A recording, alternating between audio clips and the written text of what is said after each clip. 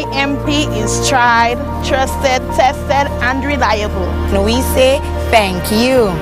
January South, let's keep working.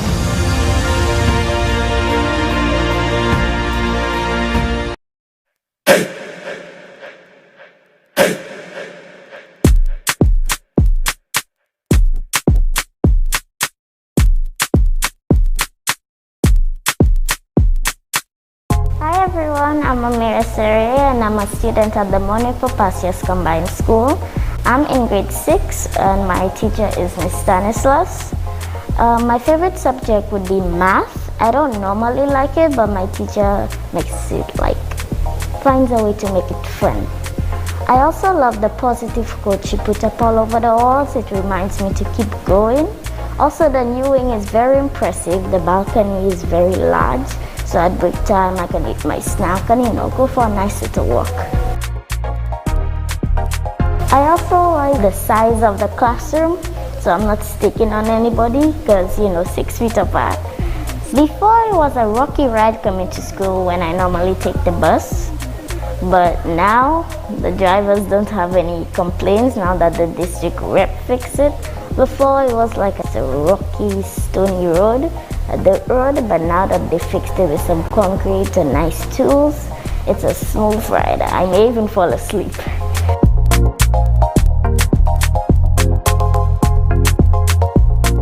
Thank you, Dr. Rigobert.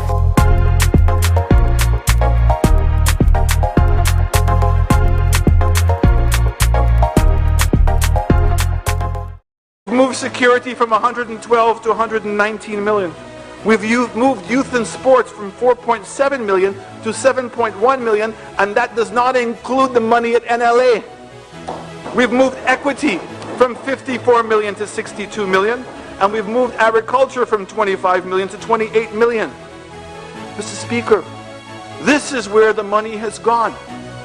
We have not backed down from our responsibilities to the people of this country, and no, we ever will. Because we have an ambition to build a new St. Lucia for everyone in this country.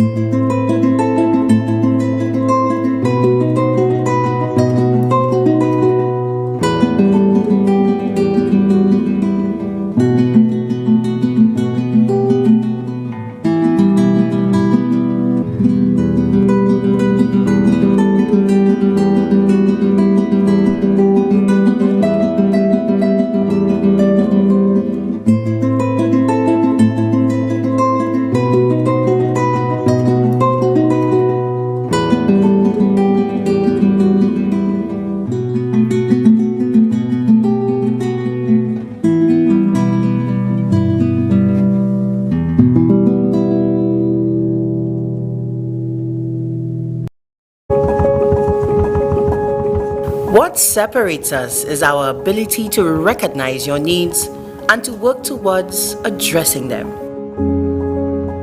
Providing opportunities, dreaming big, and delivering bigger.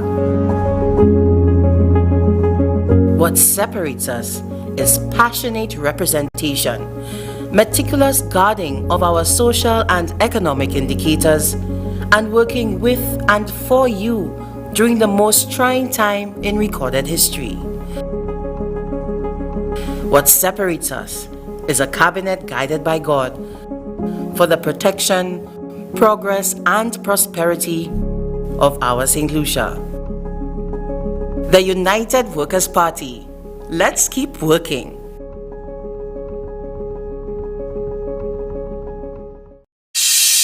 My MP said that we would have a new wellness center. Here we are. It's almost finished. My community said we needed a new wing to our secondary school. And my MP said yes. My sister said she needed help to find a job, so my MP created a job fair. Our athlete said we needed better sporting facilities. A new early childhood development center. My neighbors said. My sister said. The children said. Community said. Roads and a new park. And my MP said. Yes. Yes. Yes. Of course. Nous toutes, c'est yon famille en mi-coup de nord. And nous continuons pour faire progrès avec Antigale.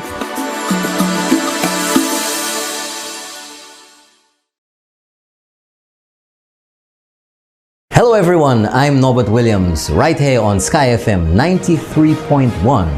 Join me Monday to Friday, 6 a.m. to 8 a.m. for the morning edition of Keeping It Real. And on Tuesdays and Fridays, Minerva Ward joining me from Canada, right near the North Pole. Although it's cold over there, it's gonna be hot in here. Don't you forget, Monday to Friday, 6 a.m. to 8 a.m. on GVD TV and streaming live on Facebook. Don't you miss it.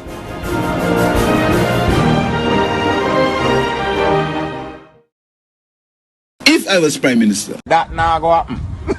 That will never happen. You will never live to see that happen. If I was Prime Minister, that now go happen. That will never happen. You will never live to see that happen. Listen once again to the address by Honorable Philip JTA, Leader of the Opposition. With the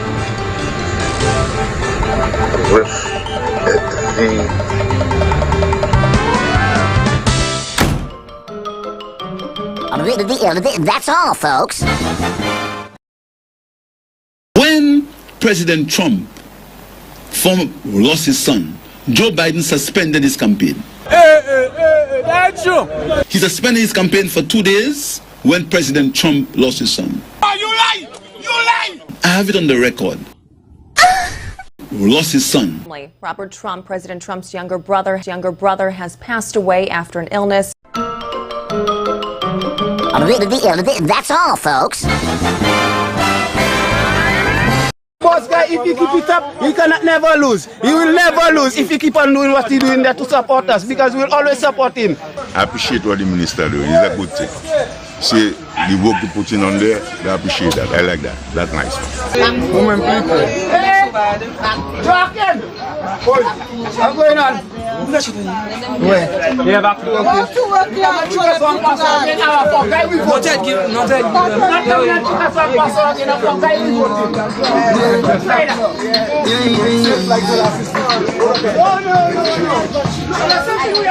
So where you up? Don't mind them, they can take down our guys. So that man pass Mr. Guy straight. Yeah. When am I going to do that? Which guy? What guy? That guy? Mr. Guy? Hey, Georgia! I tell you, I'm going to take down our guys. You cannot do that. We already asked him to do it for us and Guy that give it to us. All of us eating our bread thanks to Mr. Guy. Joaquin coming and trying to scandalize us. So we today coming there. I asked that man in front of everybody down there if he couldn't get that little job, the same little job he say Guy giving us. If he couldn't get it for us, he tell me that's TFA and you didn't get it for us. You come up here 3 times before Guy. Huh? So TFA you couldn't get it for us. But as Guy give it to us, you have a problem, you want to come and bribe us. It could worth 78 point something million dollars. We don't care. We still accepting the $150 we get for our day. Thank you to Guy. We're not too big and we're not too tough, but when we work together, we got the right stuff. Go, Mr. Guy, yay!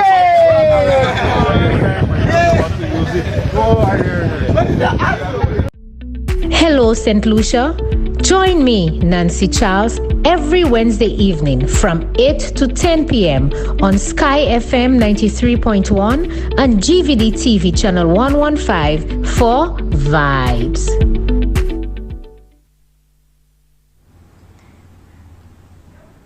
Well. Hello, St. Lucia. I was just having a little laugh at the last ad with the little song that the gentleman sang. Every time I hear that ad, it makes me really, it's very funny and it's very interesting as well. But welcome, St. Lucia, to another vibe. It's a Wednesday night, and if it's Wednesday night, it's where we come on Sky FM and GVD TV, where we're going to sit down, relax, again, take your notepad, take your pen, or your paper, whichever one it is, and you have to write, you have to take down your notes, because our program is geared towards educating you, giving you facts, giving you numbers, giving you figures to ensure at the end of the day that you would be able to go out there and to speak from a position of authority, from knowing information and being able to defend when you hear people are misrepresenting the facts. And so tonight we're going to do the same thing as we've done over the last few weeks, sitting here with you, and we will be speaking on something very important tonight.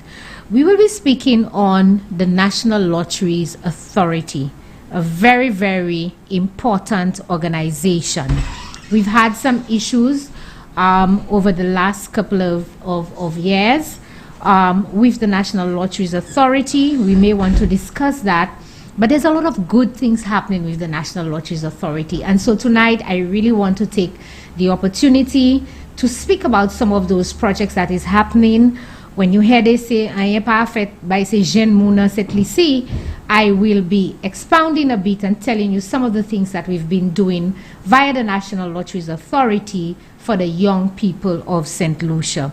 And so tonight, I think from the perspective of the government and also the United Workers' Party, we acknowledge the contribution that the development of youth and sports make towards the upbringing of our children. I think every single person in St. Lucia will agree that engaging our children in sporting activities or activities geared towards young people, young children, to develop whatever skills and capabilities that they have, it assists in them becoming outstanding citizens in St. Lucia.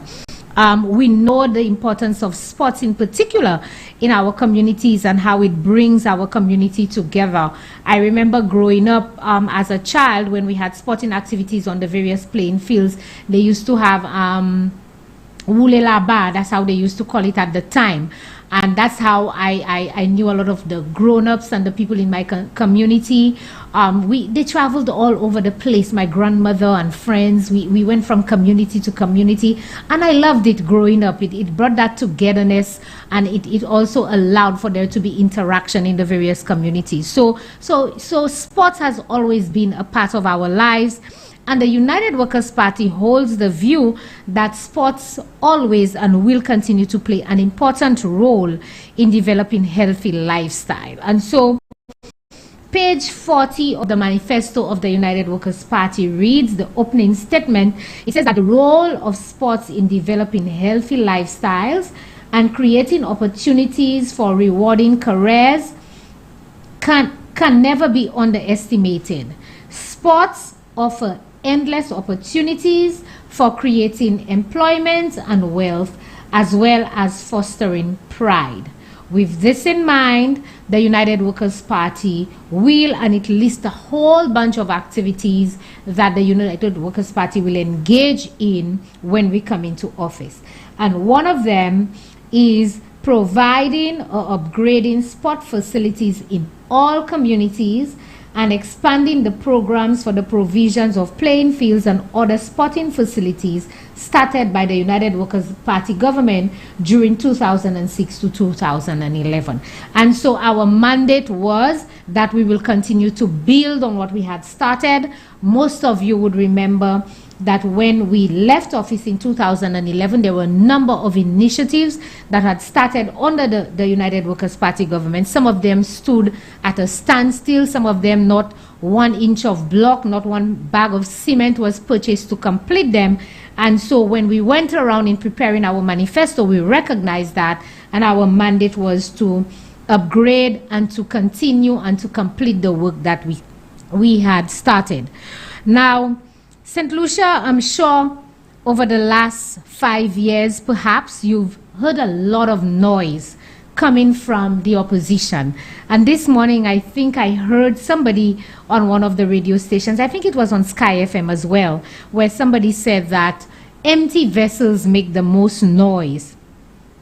And for sure, you know, when they have nothing to say or when they have nothing to speak about, who just got a lot of noise happening all over the place, and sometimes you cannot even decipher what exactly is the noise about. And so over the last couple of years, perhaps you've heard about don't Lockerbie, we give our money to Lockerbie. And I will expound tonight on this project. So you will, when you hear, just like Ojo Labs, remember the last few weeks when I spoke about Ojo Labs, everything good that the United Workers' Party government is implementing and doing, the Labour Party tries to turn it around and to make it seem like it is a bad thing. So right now, I know thousands of St. Lucians are going around praising the work of Ojo Lab, and Ojo Lab is no longer a bad word, coincidentally, also to the Labour Party. All of a sudden, they had this great vision that it's no longer a bad thing, and I'm sure Norbert told you last night as well. You would recognize that all the noise they made about DSH, that is no longer a bad thing, or that was never a bad thing.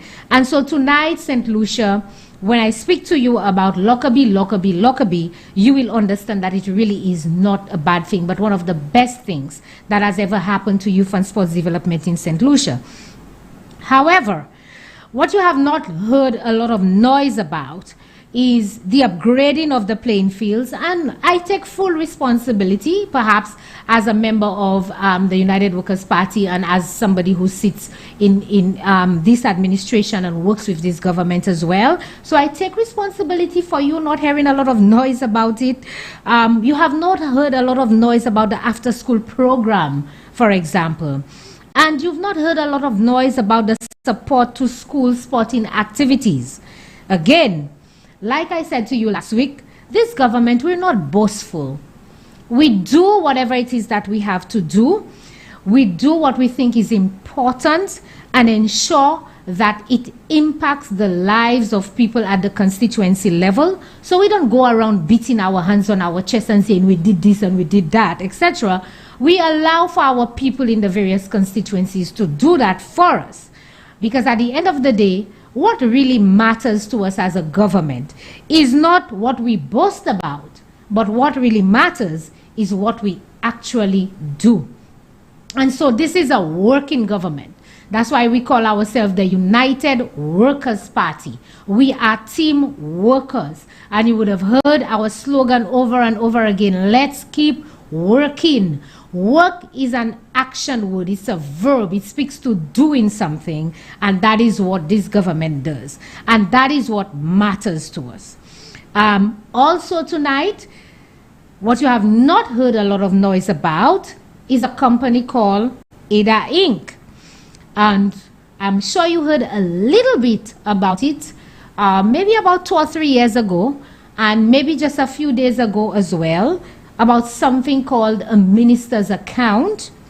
And maybe what you have not heard a lot of noise about, as I said as well, is the National Lotteries Authority. Secrets. These are the things that perhaps some people should be speaking about. These are some of the things they should be making noise about, but they're not. So I'm hoping after tonight you can go out and make some noise. And so tonight, as I said, we will focus on the National Lotteries Authority.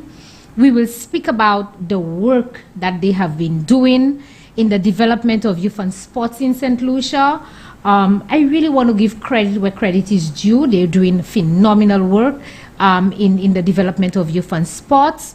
And maybe after the program tonight, as I said, you will be the one to go around and boast and beat your chest about this government and the work that they have undertaken in development of youth and sports. So our focus tonight, St. Lucia, will be on, we will speak a little bit, I'll tell you a little bit about the after-school program initiated by the National Lotteries Authority.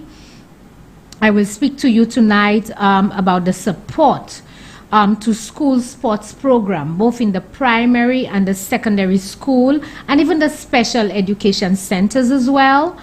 We will be speaking a little bit about the playing field maintenance program initiated, the upgrades of the playing fields in St. Lucia, the upgrades of also the sporting facilities as well, not only playing fields but sporting facilities throughout the island, and also some other initiatives undertaken by the National Lotteries Authority. And as I said, tonight as well, we may do a little bit of throwback in terms of some of the things that your previous Minister of Youth and Sports had undertaken, and we will analyze some of those initiatives, and you will determine for yourself, St. Lucia, the good, the bad, or the ugly, and I am leaving that to you to make that determination. To help me tonight, I'm going to have a guest. He's running a little bit late, but I will introduce him to you a little bit later tonight as we speak about the National Lotteries Authority. He's a former director of the NLA with a lot of information, and he will be assisting us with the program tonight. So, St. Lucia, I think it's going to be a really exciting program tonight. Call a friend, send a WhatsApp message, send a text message, let them know that Nancy Charles is on tonight with lots of information again, and we're just going to vibe tonight. So we will take a break, and then when we return, we will speak to some of the initiatives of the National Lotteries Authority, some of what we've spoken about. I will give you a bit more detail. So those of you who perhaps didn't have time to grab your pen and paper, you can do so now. You can get your popcorn, some of you, maybe get a glass of wine and sit down, relax, and enjoy the show tonight. So we'll take a break, and when we come back, we will go into our topic tonight, and I will give you some more information about the initiatives undertaken by the National Lotteries Authority. What separates us is our ability to recognize your needs and to work towards addressing them. Providing opportunities, dreaming big, and delivering bigger. What separates us is passionate representation, meticulous guarding of our social and economic indicators, and working with and for you during the most trying time in recorded history. What separates us is a cabinet guided by God for the protection, progress, and prosperity of our St. Lucia. The United Workers' Party. Let's keep working.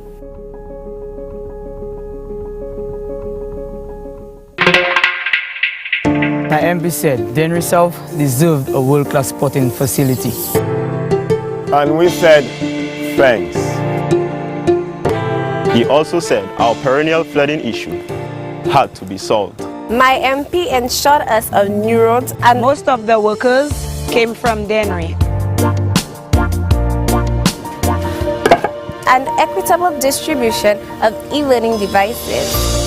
My MP, one who looks out for the most vulnerable amongst us. My MP is tried, trusted, tested, and reliable. And we say thank you.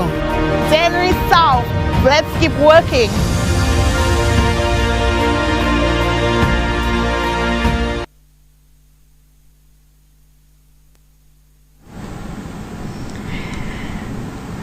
Okay, welcome back, St. Lucia, to Vibes. And before the break, I introduced some of my topics, and I told you that we will be speaking about the National Lotteries Authority.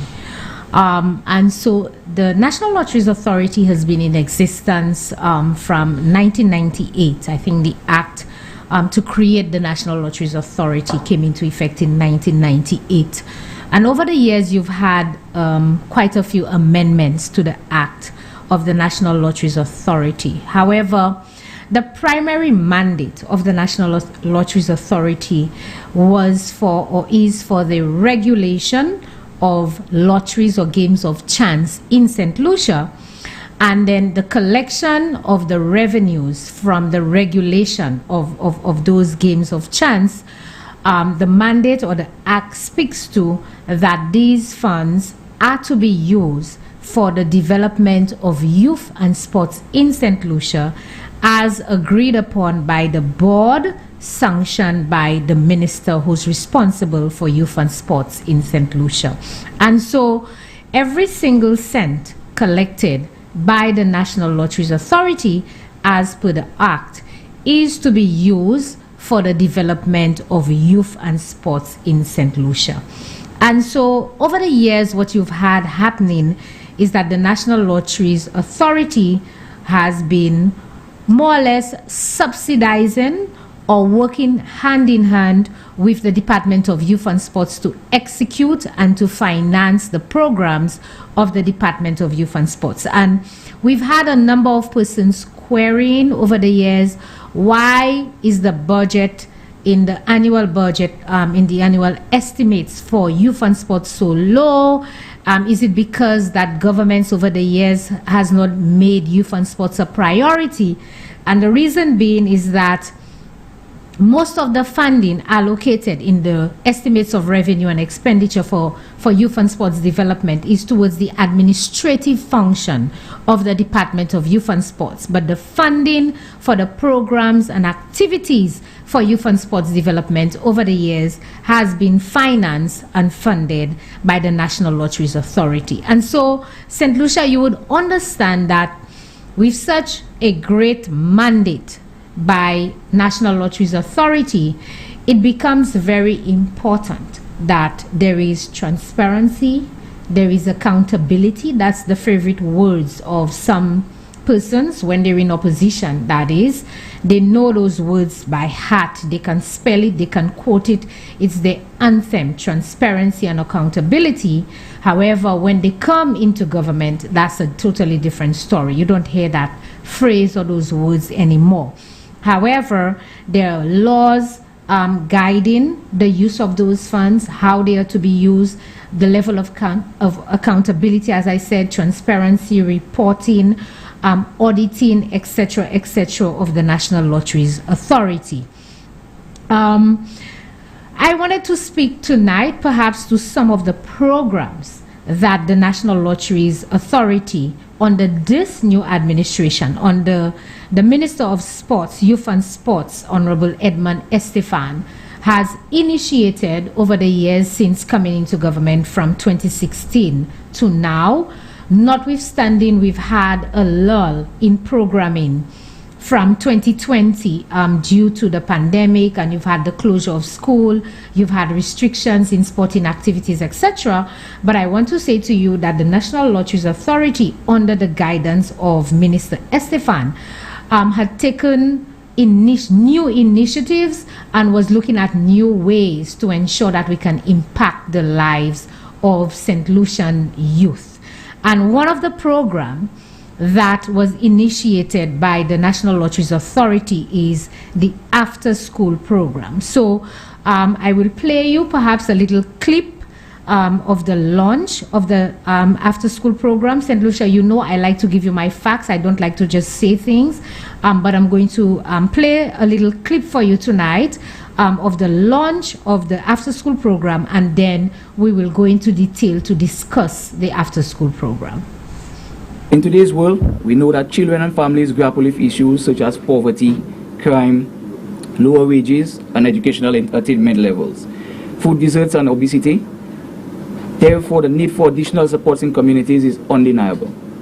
After-school and summer learning programs hold enormous potential to fill the gaps in communities while also helping them prosper.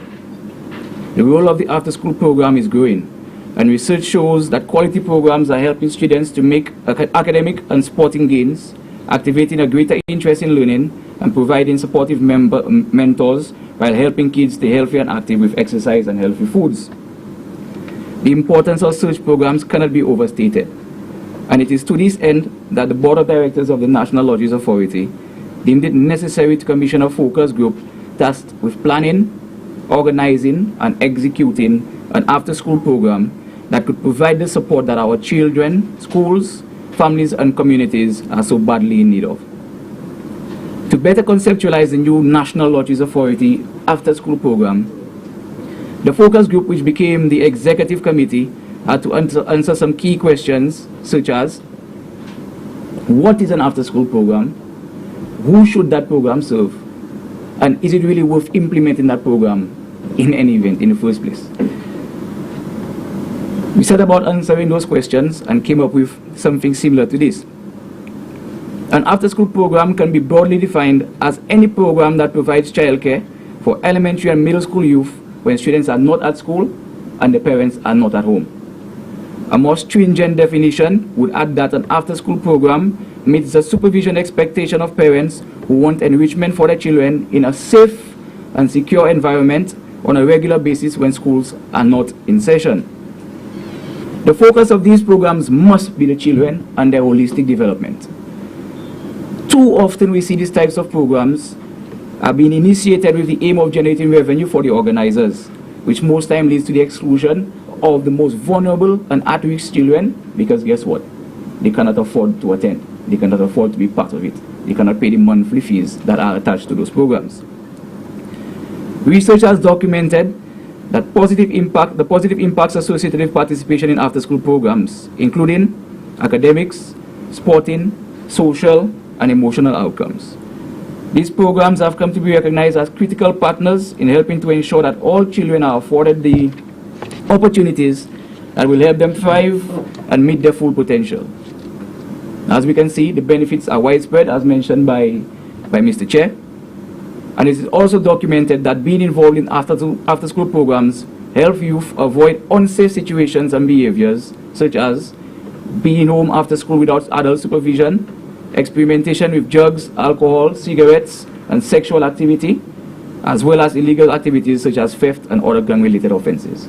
Because we know that in that window, between 3 and 5, when the children are supposed to be at home doing their homework, parents are at work, instead of being at home doing exactly that, they find themselves involved in all kind of deviant behavior in all sorts of areas. And this, I'm sure, that the Minister can attest, is one of the biggest problems that we have in St. Lucia at the moment.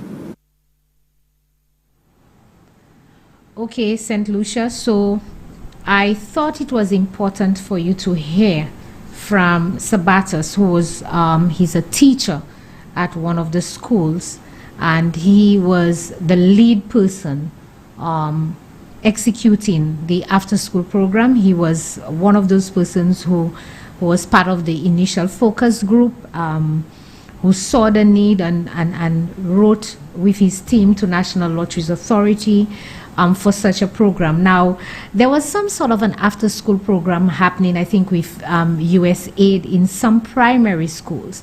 And so when the opportunity came for the National Lotteries Authority to participate perhaps in an after-school program, as you heard, they did not just jump and say, okay, well, let's just join and run. They put together a focus group to look at what the previous or the current after-school program was offering, and to look at some of the pitfalls or the shortfalls and to build on that. And as he said, to look at the holistic development of the child. So it really, the National Lotteries Authority really did not want this after-school program to be like a daycare program or babysitting program where you just keep your child after school and not having them engage in meaningful activity.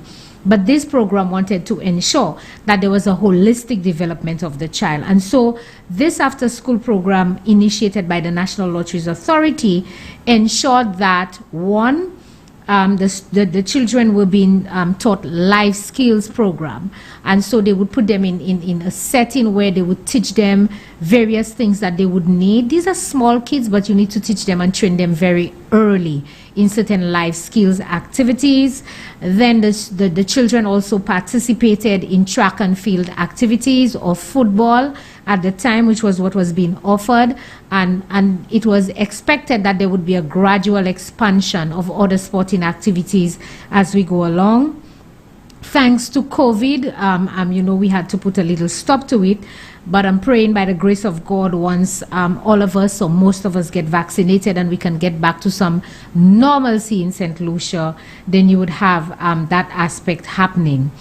And also, the after-school program also initiates in a homework assistance program. And so when the kids come, we do not only engage them in life skills, we also sit down with them. They're trainees there with them, and they sit with them and they assist them in the homework. So they ensure that every child who has homework for that particular day, they sit down and they get support. If there's something they did not understand, so it can be explained to them, etc., in terms of the after-school program.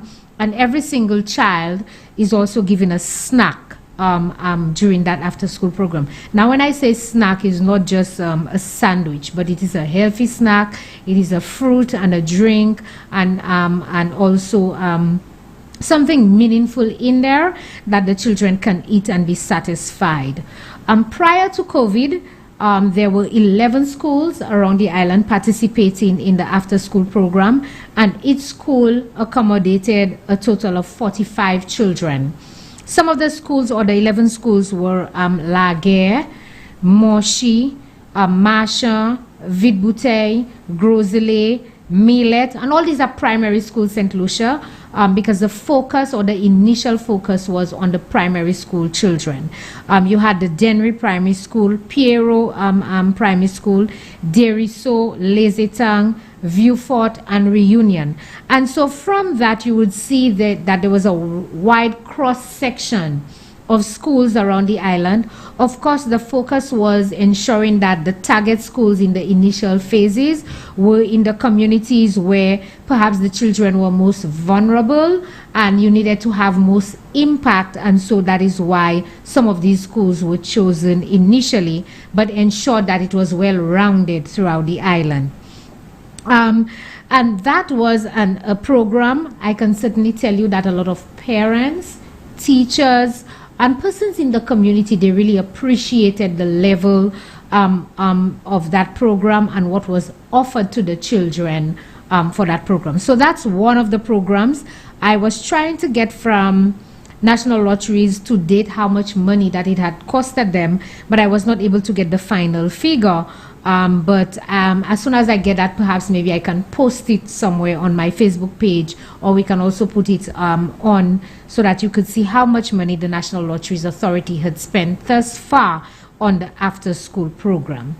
Another program that the National Lotteries Authority engaged in is support to school sports in St. Lucia. So I'll play you another clipping of the launch of the school sports support program, and then afterwards I'll give you a bit more detail about that activity and how it came about. So let's look at the clipping of the launch of the school sports program.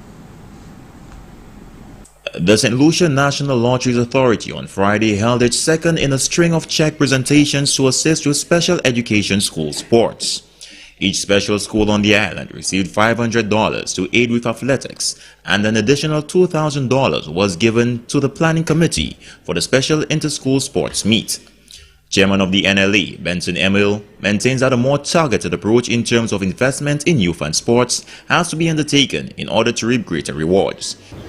If we continue in the direction that we go in, what will happen is we will be spending a lot as it relates to youth and sports development, but the investment will be little. I say there's a difference in spending and investing. You can spend on, if you as an individual, you can spend on material things, you can spend on areas of entertainment and all of that, but is it really an investment in your future? So the new thrust is to invest in youth and sports development and not necessarily to spend. He indicates that all investments have to be comprehensive, hence the reason why the NLA tries to cover every aspect of youth and sports. Dale Saint-Just from the Special Education Unit says the donation will go a long way in aiding all 6 of the special schools on island, with their meet to be held soon.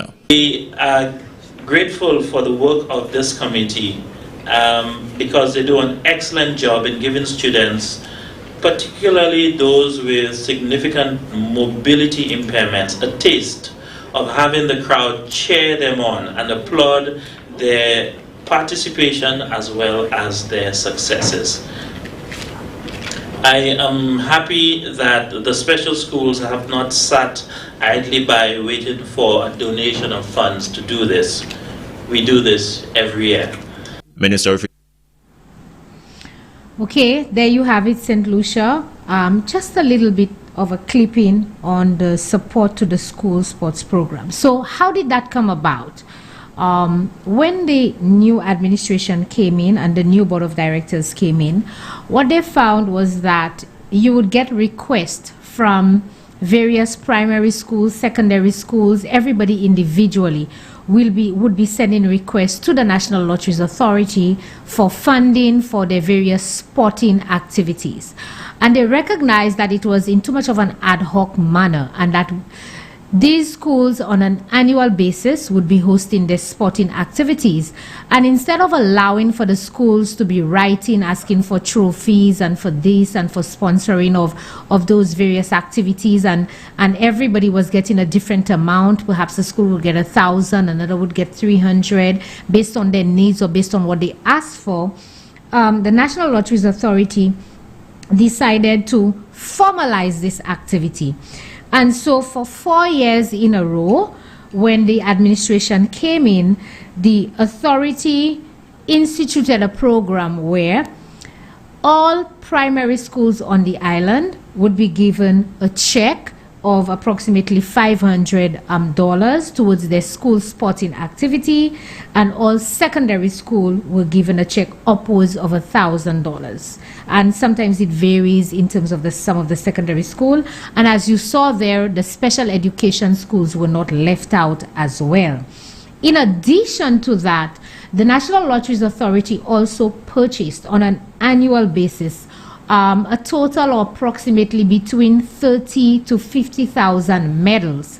And these medals and trophies, were also distributed among schools and also sporting organizations, so that when they host their various sporting activities, instead of now asking and writing everywhere asking for trophies and medals, they had direct access to some of those trophies and medals to ensure that they could go ahead and execute a successful sporting activities and ensure that you could give medals to the athletes who participated.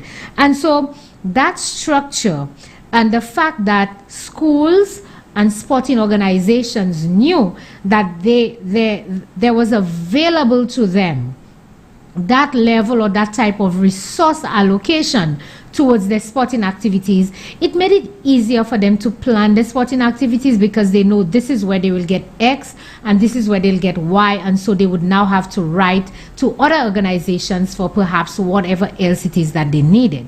In addition to that support as well, the National Lotteries Authority also made available, the upgrades of the various playing fields that were going to be used for those sporting activities. So they ensured that the fields were in good condition, the grass was cut, etc., and the markings of those fields as well. So prior to them executing their sporting activities, they would inform the day that they would be executing the sporting activities, and National Lotteries Authority made available a team of persons who went around the island, or they made available to them the paint if they had the capacity to do it themselves, to mark the playing fields in the various communities where they would be hosting those sporting activities. And in the case of Darren Sammy, Mendo Philip Park, Philip Maslin grounds, for example, they ensured that these sporting facilities were provided free of charge to the secondary schools and to the primary schools who needed to use those sporting facilities to execute their sporting activities. So that was a huge burden that was lifted, or is being lifted off the shoulders of those sporting organizations, and the schools in particular as well. As you know, some of us who are parents, we would be getting these notes from the school indicating we're preparing for sports. There would be various fundraising activities, or asking for donations or contributions from parents. I mean, as a parent, I would have gotten some of those as well. And so in National Lotteries coming to provide that level of assistance, that was a huge burden that was lifted on the shoulders of those schools. One thing I forgot to mention, St. Lucia, with reference to the after-school program, that when school reopened in May of this year, the after-school program was reinitiated, and it is continuing, however, in a safe manner, trying to ensure that we enforce the protocols, and maybe perhaps, as I said, when things get back to normal, there can be an expansion from the 11 schools to more schools around the island participating. So I just thought it was important for you to know that we have recommenced the after-school program that the National Lotteries Authority is executing.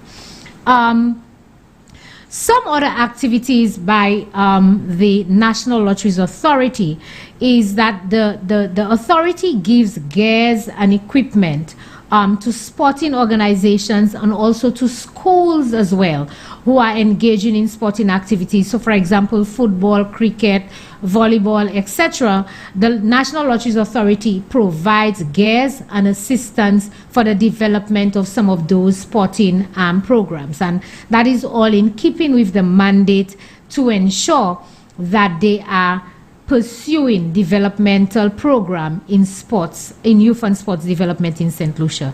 The coaching program as well, the National Lotteries Authority is providing funding for coaches in various sporting disciplines at the school level and also at the community level. So that is to ensure that there is a continuous development of sporting activities, whether it be volleyball, basketball, cricket, football, etc., that there are coaches that are being paid by the National Lotteries in track and field as well, by the National Lotteries Authority, and some of those coaches are also participating in the after-school program. So St. Lucia, you can see that the National Lotteries Authority is trying to have a holistic development program when it comes to youth and sports in St. Lucia. Now, we have a number of athletes who are overseas. Some of them have gotten partial or full scholarship to colleges and universities outside of St. Lucia. And I'm sure some of you would appreciate that some of them would need some type of assistance. And so the National Lotteries Authority also have a program where they give an annual grant to some of those athletes who are overseas to assist maybe with their tuition fees, maybe with some of their personal items that they need to procure, or whatever it is that their needs are. The National Lotteries Authority also have a grant program that they provide some level of support. Of course, I'm sure some parents who are out there would say that they need a lot more, and yes, but unfortunately, we've always said that we do not have a pool that is big enough to give what it is that we want to be able to give that will be satisfactory. However, I think we are very appreciative that the little that is given goes a long way towards helping our athletes compete and give of their best wherever it is that they are outside of St. Lucia. Another program by the National Lotteries Authority is the upgrades of playing fields in St. Lucia. And I just wanted to mention a few St. Lucia, for example, the Lakai playing field in Dennery North. There's been an upgrade of that playing field, and that has been done by the National Lotteries Authority. The Grace playing field, which is where I'm from, I'm sure the footballers and all the people in Grace are very grateful. In fact, when we had the opening ceremony, notwithstanding that it was during the pandemic, but we had a very good turnout where the playing field in Grace, it was lighted. There were lights on the playing field right now, so the people of Grace can say, woo, woo, woo. We can play matches. I'm sure the guys are practicing sometimes at night on the playing field. The field was grassed as well. The playing field was leveled. And so at the end of the day, in the constituency of Beaufort North, we are very proud. And I have to say thank you as a resident and as a parent with children who use the facility as well, to say thank you to the National Lotteries Authority for the upgrading of the playing field in Grace. So those of you who did not know, in Beaufort North, in Grace in particular, we have a lighted field. It's really grassed and everything. So we have a proper field in Grace.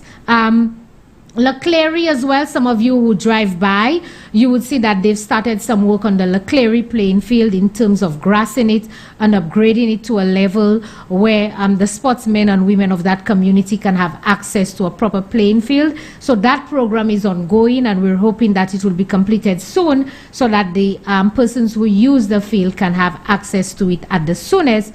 And Lafargue, Soisel, those of you who are from the community of Soisel would be very grateful, and you would see as you pass by and be very proud of the playing field. We have lights on the playing field right now, and I think the grassing and the resurfacing of that playing field is ongoing if it's not completed as yet. So these are just some. There are other playing fields in the various constituencies that the National Lotteries Authority continue to maintain and to upgrade. And I'm sure maybe about in 2019, some of you were aware, there was the launch of the playing field maintenance program where the National Lotteries Authority invested in over $500,000 in equipment and staff to go around the island and to undertake maintenance of the various community and national playing facilities around the island. And that is all in ensuring that our athletes have access to better and good playing facilities. Another activity I know that the National Lotteries Authority has been sponsoring for years now, and it is part of their mandate, is the Winlot Games. And so you have Windward Island Cricket, that is a combination of the Windward Islands coming together, and that is also sponsored by not only the National Lotteries of St. Lucia, but the National Lotteries of the Windward Islands as well. And you also have the Windward Island School Games, where St. Lucia hosted that game in 2018. St. Lucia hosted the Windward Island School Games. It was very successful, and that was fully sponsored and supported by the National Lotteries Authority. And when the other islands are hosting and our athletes go across to participate in those games, the National Lotteries Authority is providing full sponsorship for those activities as well. So these are some of the activities that the National Lotteries Authority is undertaking. I want to take another break because I think my guest is here and we want to perhaps welcome him and have him settled. So what we will do, we'll take another break, and when we come back, we will speak about the famous Lockerbie. Who is Don Lockerbie, and what is all the hula-hoo about Don Lockerbie and the project that the Packer Company is undertaking in St. Lucia? So we will take a break right now, and when we come back, we will discuss the Packer Company and the National Sports Infrastructure Project. So just stay with me, St. Lucia, and we'll be right back. My MP said that we would have a new wellness center. Here we are. It's almost finished. My community said we needed a new wing to our secondary school, and my MP said yes. My sister said she needed help to find a job, so my MP created a job fair. Our athlete said we needed better sporting facilities. A new early childhood development center. My neighbors said. My sister said. The children said. Community said. Roads and a new park. And my MP said. Yes. Yes. Yes. Of course. Nous toutes, c'est yon famille en mi coup de nord. Et nous continuons pour faire progrès avec Antigale.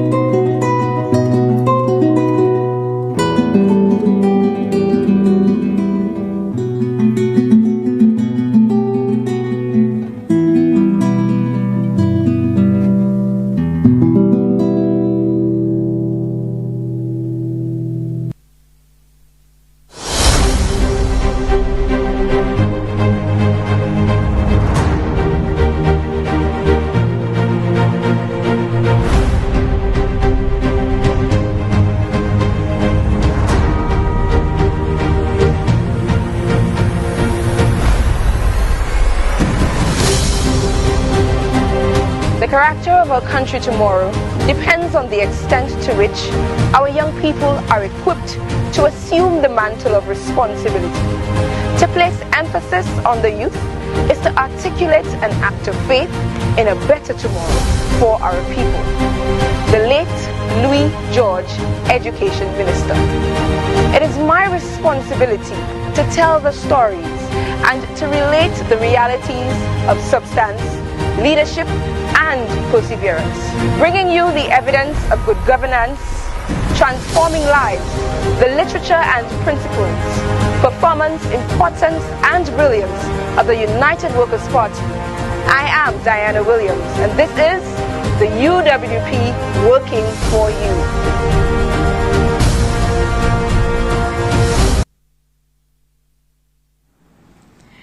Okay, St. Lucia, welcome back. Apologies that we had to take this short break.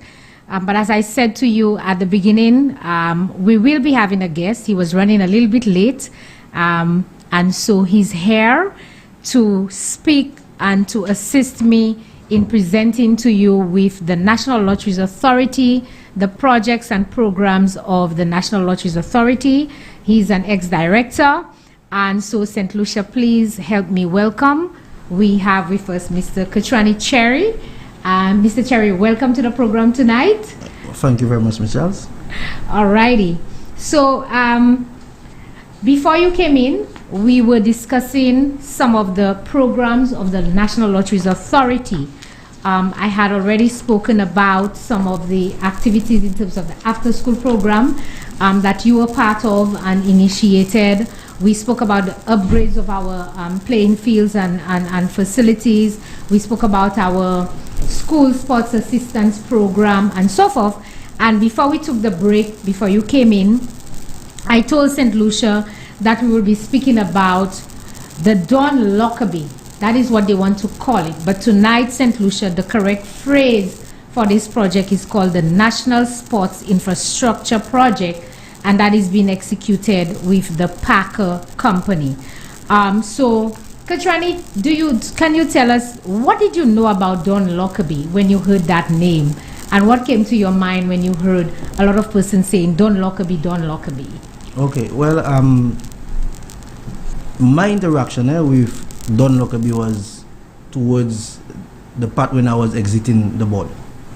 I was one of two representatives of the board at that point who attended a meeting at the Department of Youth and Sports alongside Mr. Lockerbie and a number of presidents or representatives of different sporting organizations. Okay, I remember we met in the conference room of the Department of Youth and Sports on Mikud Street, and that's where he presented his ideas in terms of the development of certain sporting facilities on island. And it was a grand pitch to directors and other persons of the national sporting fraternity, including, I remember there was a representative too of the Olympic Federation there. So it was a cross group, and he made his presentation. And subsequent to that, I would have left the border, but that was my only interaction with him too, in terms of the sports programs. Okay, so I just want to read for you and to read for St. Lucia perhaps the presentation that was made by the Packer Company to the government of St. Lucia at the time, which was in September of 2017, just a little bit.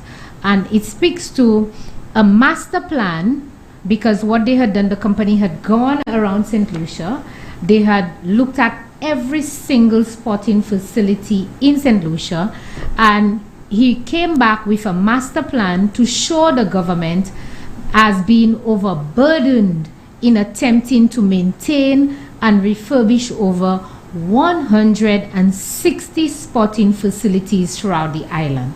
And I'm sure St. Lucia, everybody would appreciate a small country like ours, and you're from a community where you perhaps from the second largest constituency in St. Lucia.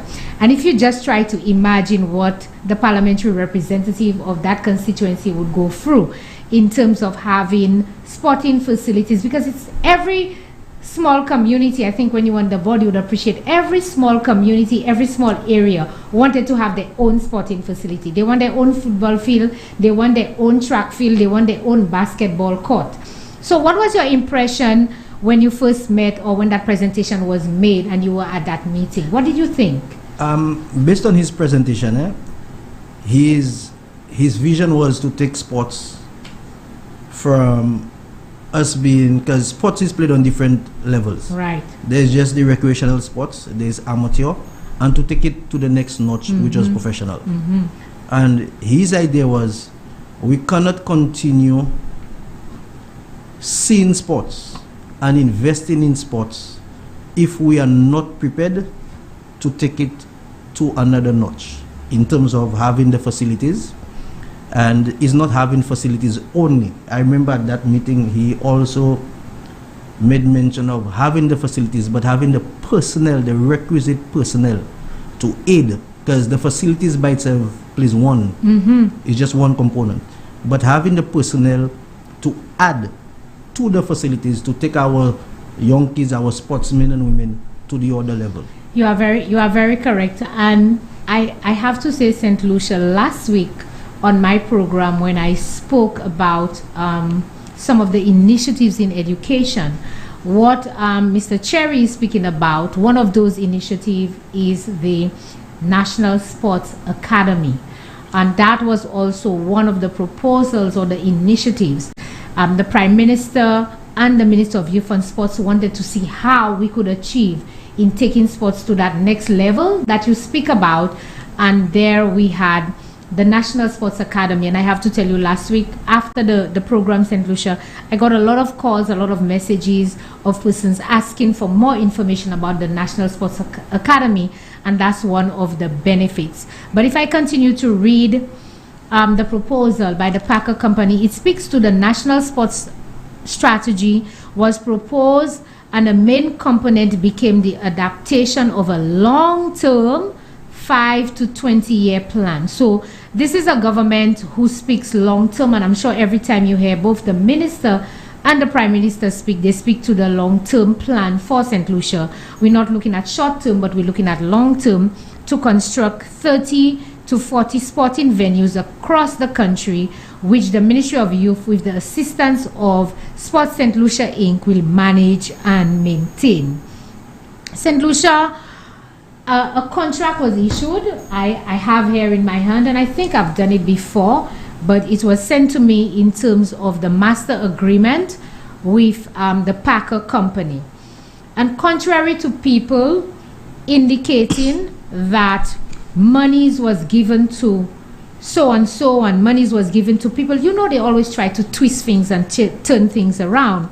The master agreement speaks to the compensation for the sports, the national sports strategy.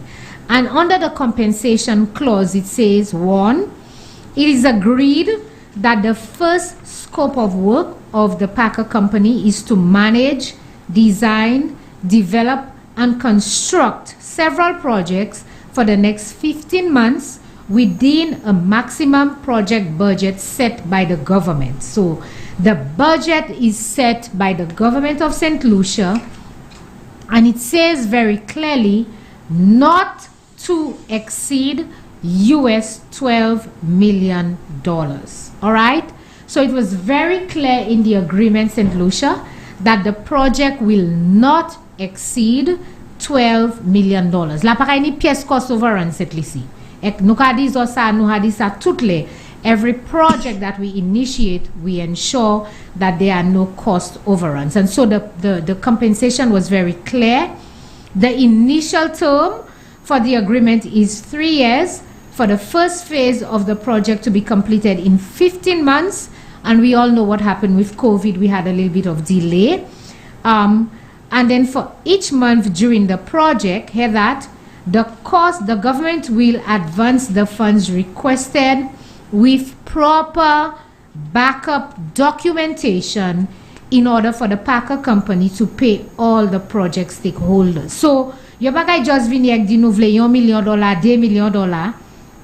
The contract speaks to them providing proper backup documentation in order for them to pay their project. And that is what you call transparency, St. Lucia.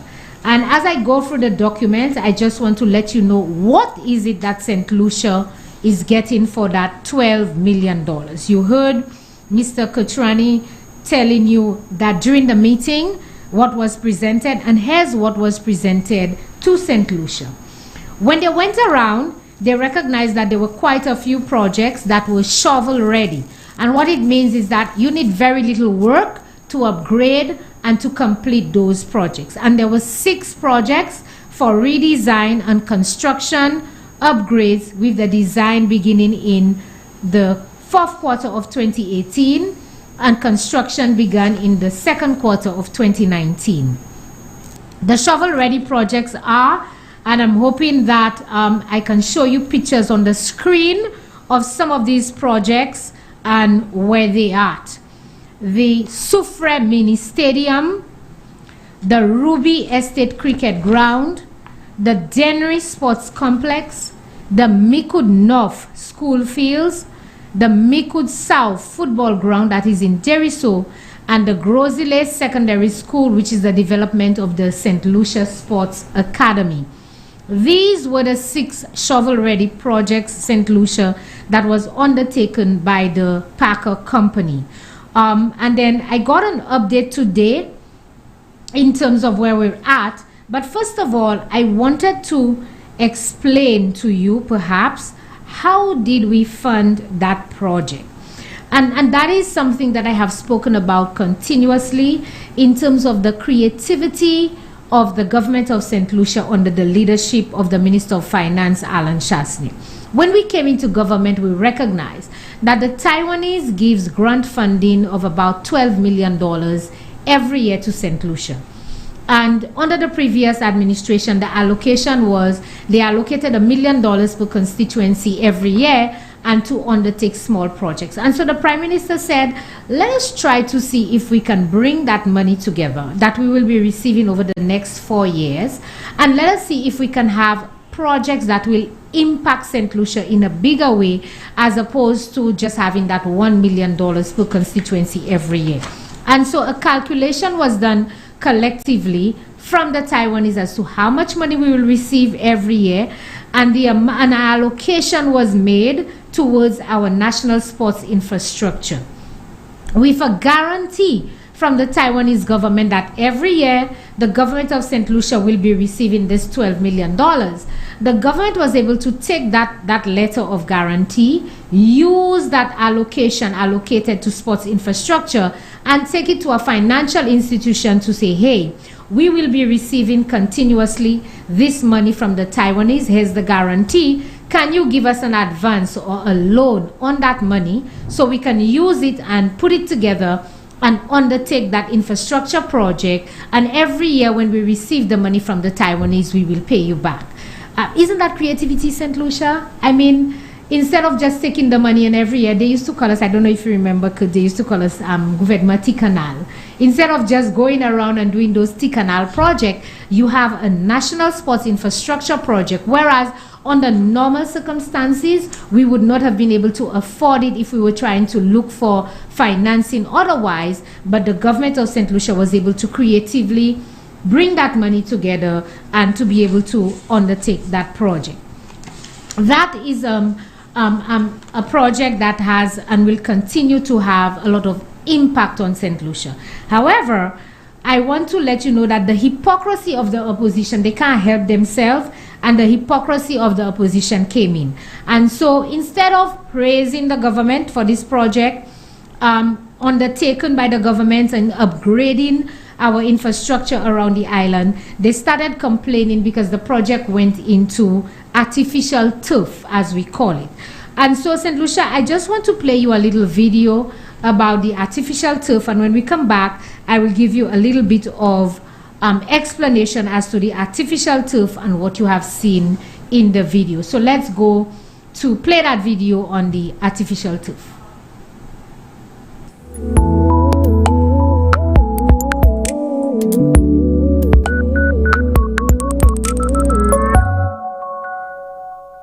By replacing natural grass, synthetic turf provides the benefits of cushioning, enhanced durability, fiber support, and easy maintenance, while offering an all-weather alternative to grass surfaces.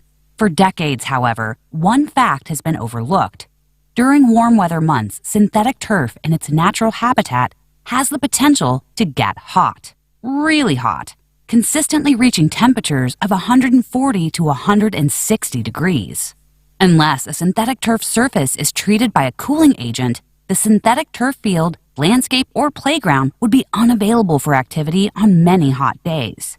Introducing T-Cool, an innovative evaporative cooling technology that reduces synthetic turf surface temperature by 30 to 50 degrees without compromising the performance benefits. T-Cool is an eco-friendly solution that cools synthetic turf by coating the turf's infill to combat the heat and make the fields cooler, safer, and more playable. Through a process called evaporative cooling, T-Cool simply requires hydration in the form of irrigation, rainfall, or humidity to continuously activate, making it the only proven synthetic turf cooling infill that cools the entire synthetic turf system for sustained periods of time. Now, municipalities, homeowners, recreation facilities, high schools, and colleges from coast to coast are recognizing the vast benefits of installing a synthetic turf cooling solution, and T-Cool is leading the way. Okay. T-Cool combats excessive turf temperature. Okay, there you have it, St. Lucia. I thought it was important for me to play that for you. So when you hear people speaking, perhaps, and it's not meant to be insultive, but when you hear people speaking in their level of ignorance of certain facts, and they tell you, oh boy, artificial turf, that's cancerous, and when it gets too hot, people will not be able to play on it, etc. I wanted to show you perhaps the technology that St. Lucia is engaging in. And the hypocrisy of it all is that right there in the valley, everybody who travels will see this beautiful facility, this FIFA facility that is right there in the Mabuya Valley as you pass. That was initiated by the previous administration. And there was nothing, and it's an artificial turf that is in place there. There was nothing wrong at the time with artificial turf as being implemented by the previous administration. Lo and behold, we have now implemented our sports infrastructure project, and all of a sudden, there are issues with artificial turf. But St. Lucia, I want to assure you, and I want to give you the guarantee that we are bringing the latest technology to St. Lucia with the artificial turf that we are bringing in. We're bringing in the T-Cool technology. And so, contrary to what perhaps your persons who are opposed to the project is telling you, there is no evidence, no data to show that the product is cancerous. There was another one, but because of time, we will not play it. But I would advise you, go online, Google it, research it for yourself, and you would see that this is where most of the sports infrastructure in the world is going. And St. Lucia in the Caribbean is getting ahead of this, and we are introducing this technology. So it means come rain, come shine, whatever it is, our young persons can access those playing facilities because of the technology that we are bringing to them.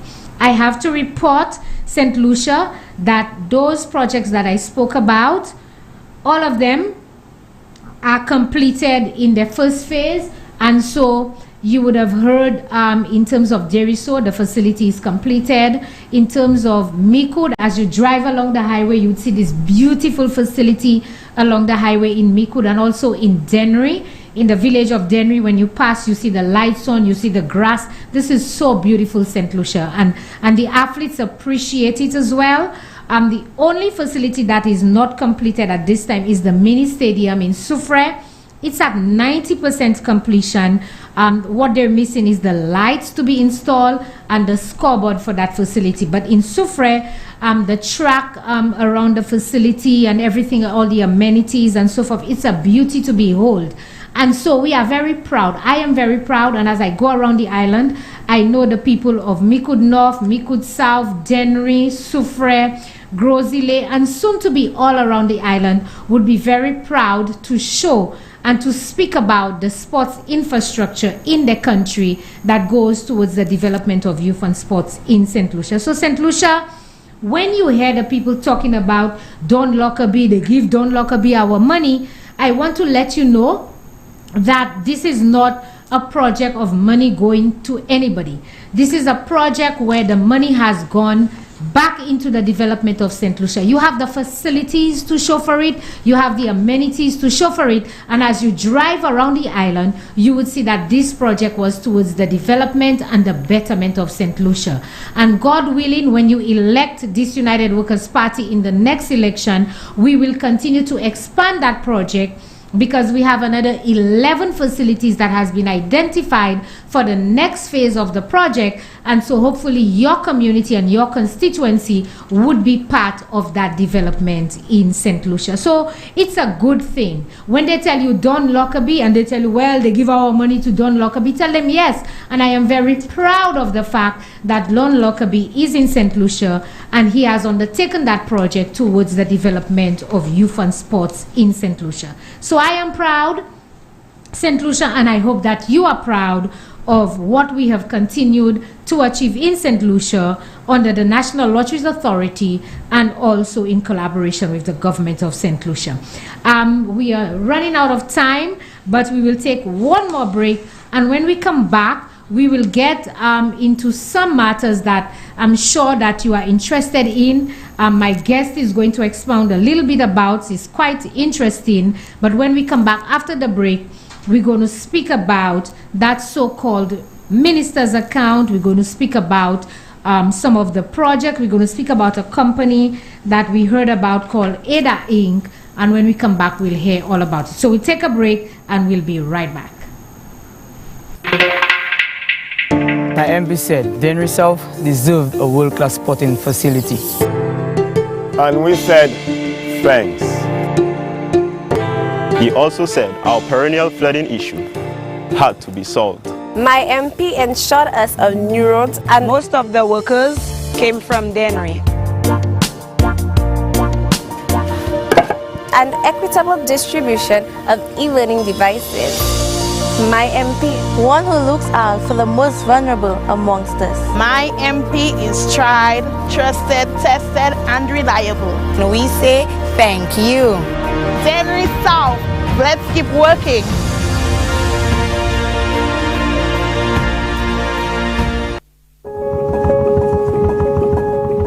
What separates us is our ability to recognize your needs and to work towards addressing them. Providing opportunities, dreaming big, and delivering bigger. What separates us is passionate representation, meticulous guarding of our social and economic indicators, and working with and for you during the most trying time in recorded history. What separates us is a cabinet guided by God for the protection, progress, and prosperity of our St. Lucia. The United Workers' Party. Let's keep working.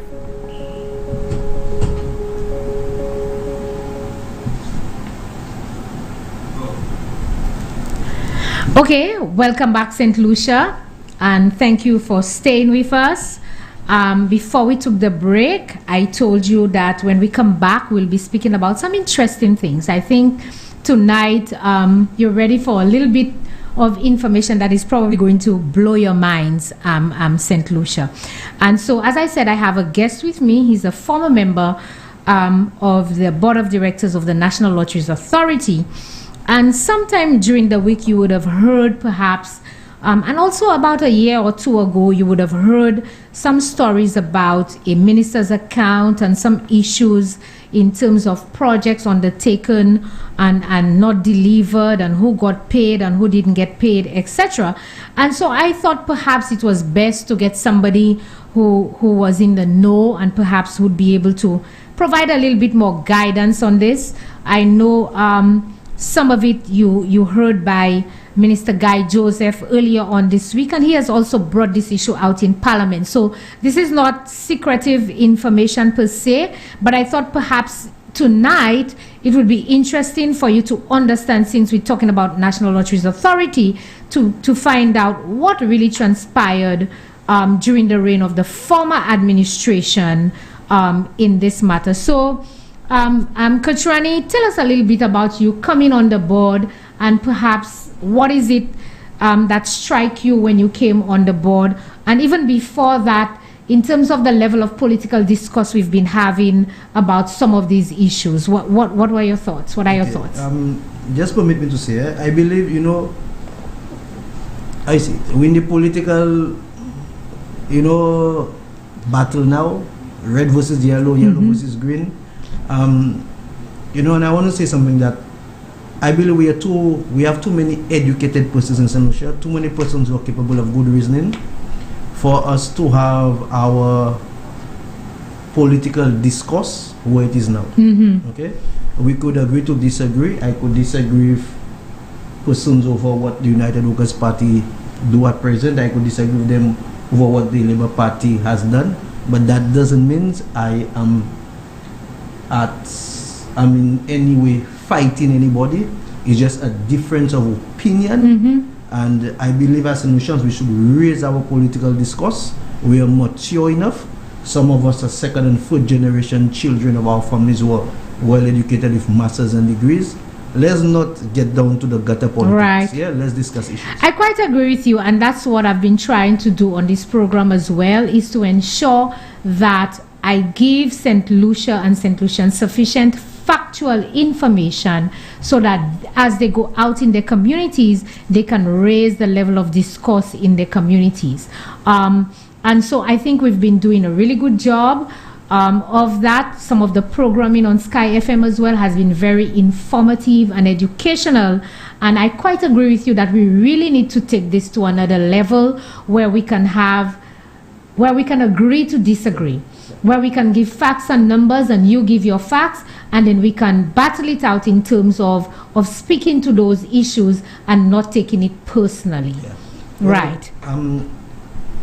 Upon the United Workers' Party assuming political power from June 6th, right? Yeah, a new board was appointed to the National Lotteries Authority. Mr. Benson Emil being the chairman and me being deputy chair.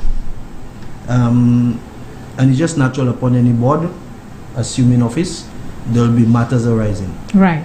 When we came in, we found a number of, the past board was engaged in a number of projects. Yeah. So it was just fair that the present board then should have familiarized themselves with the projects. Right. Because there were a number of projects which were uncompleted and monies were outstanding. And between the period of the government, the United Workers' Party winning election and being sworn in June 6th to, it was sworn in I think June 12th. Yeah. Yeah. Around that time, About that time period, to the time when the board was actually constituted, to our first meeting, there were a number of persons who had then gone into the National Lotteries Authority seeking payment in terms of contracts that they had signed, and they were expecting whether they had received part payments or there were still works outstanding. But I think also, if memory serves me, that there were also persons who came in to claim monies and they didn't have a contract as well. Yes, we got a few coming in, because what had happened in terms of, it happened even with this current administration to the last one, that the National Lotteries Authority bore the capital works project of the Department of Youth and Sports. That's correct. Okay, so we had persons who came in seeking sums like $96,000 for maintenance of playing fields. Right. Yeah, and you as a board coming in, it was only fair that you familiarize yourself with some of the projects. So we went about. I remember we wrote first to, because we said we didn't want it to be political in the sense whereas we would have chose either a QS or a technician. So we had decided as a board to write to the department, to the Ministry of Infrastructure at that time it was, to ask them to send somebody who was competent enough to assist us, because we were of the opinion that government had resources and we should have used the resources so that it would have been fair. Then we went about visiting a number of the projects. There were some that were large, some that were medium sized, and some that were small. There were some that were monies were paid in total, some not executed at all, some partially completed, some completed, and monies waiting to be paid. Right. So then reports were sent because as you would appreciate, a board of 7 or 9 members, not all of them could visit all projects. Right. There were days we scheduled for a number of 5-6 directors to go to visit, so everybody had an appreciation. We come back and we deliberated. Right. So do you remember or do you recall, can you tell St. Lucia when that board came in, approximately how much money was outstanding to contractors, or claims that were being made that were outstanding to contractors? Because I think it was in the region of over $1 million. Okay, so there were over $1 million worth of works that contractors were coming in to claim. And I think I remember a story that was being run as well when the board came in, that the National Lotteries account was in overdraft of almost $800,000. It was in the red, meaning there was no money in the account. Well, what had happened then, if my memory serves me correct? Yes, it was in the red, it was in an overdraft, and it was twofold. One is because of the amount of projects that were issued out, but then the National Lotteries Authority had an issue, if I remember clearly, that there was an issue with CBN. CBN meaning Canadian banknotes. Right. That would be the persons who under the previous Labour administration, when the arrangement to list out the services of what we know now as the National Lottery. They being the parent company, there was some back and forth as to some legal issue in terms of monies that were entitled to the National Lotteries Authority. Right. And with these monies not coming in, it created, or it put them in the red. In the red. So essentially what you're saying is that there were outstanding monies for the National Lotteries Authority. They had not received that money, but the previous administration still went ahead and issued contracts knowing that they had not received that money, but they had issued contracts, and you had outstanding over $1 million, but there was no money at the time to be able to pay those contracts. All right. And then specifically to those contracts, when you came, and you said that a team went around to look at those contracts, I think one of the things that stood out for St. Lucia was the Marigot playing field project and the construction of a changing room in Marigot. And when I saw that story, I was like, oh my God, I couldn't believe it.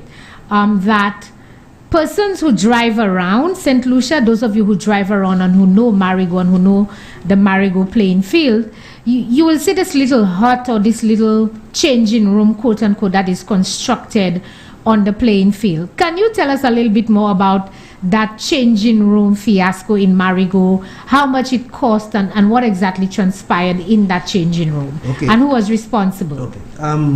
When we came in, there were projects that we went about visiting, and that's one of the projects which was almost, it was completed, but not handed over. Right. I mean that the keys and all the stuff was still in the possession of the National Lotteries. So we went in and we saw the cost. So and what was the cost? Tell St. Lucia what was the cost. It was in the region of $462,000. So hold on, let's just hold on. St. Lucia, those of you who know Marigot very well, and perhaps some of us who know the value of money, 400 and what?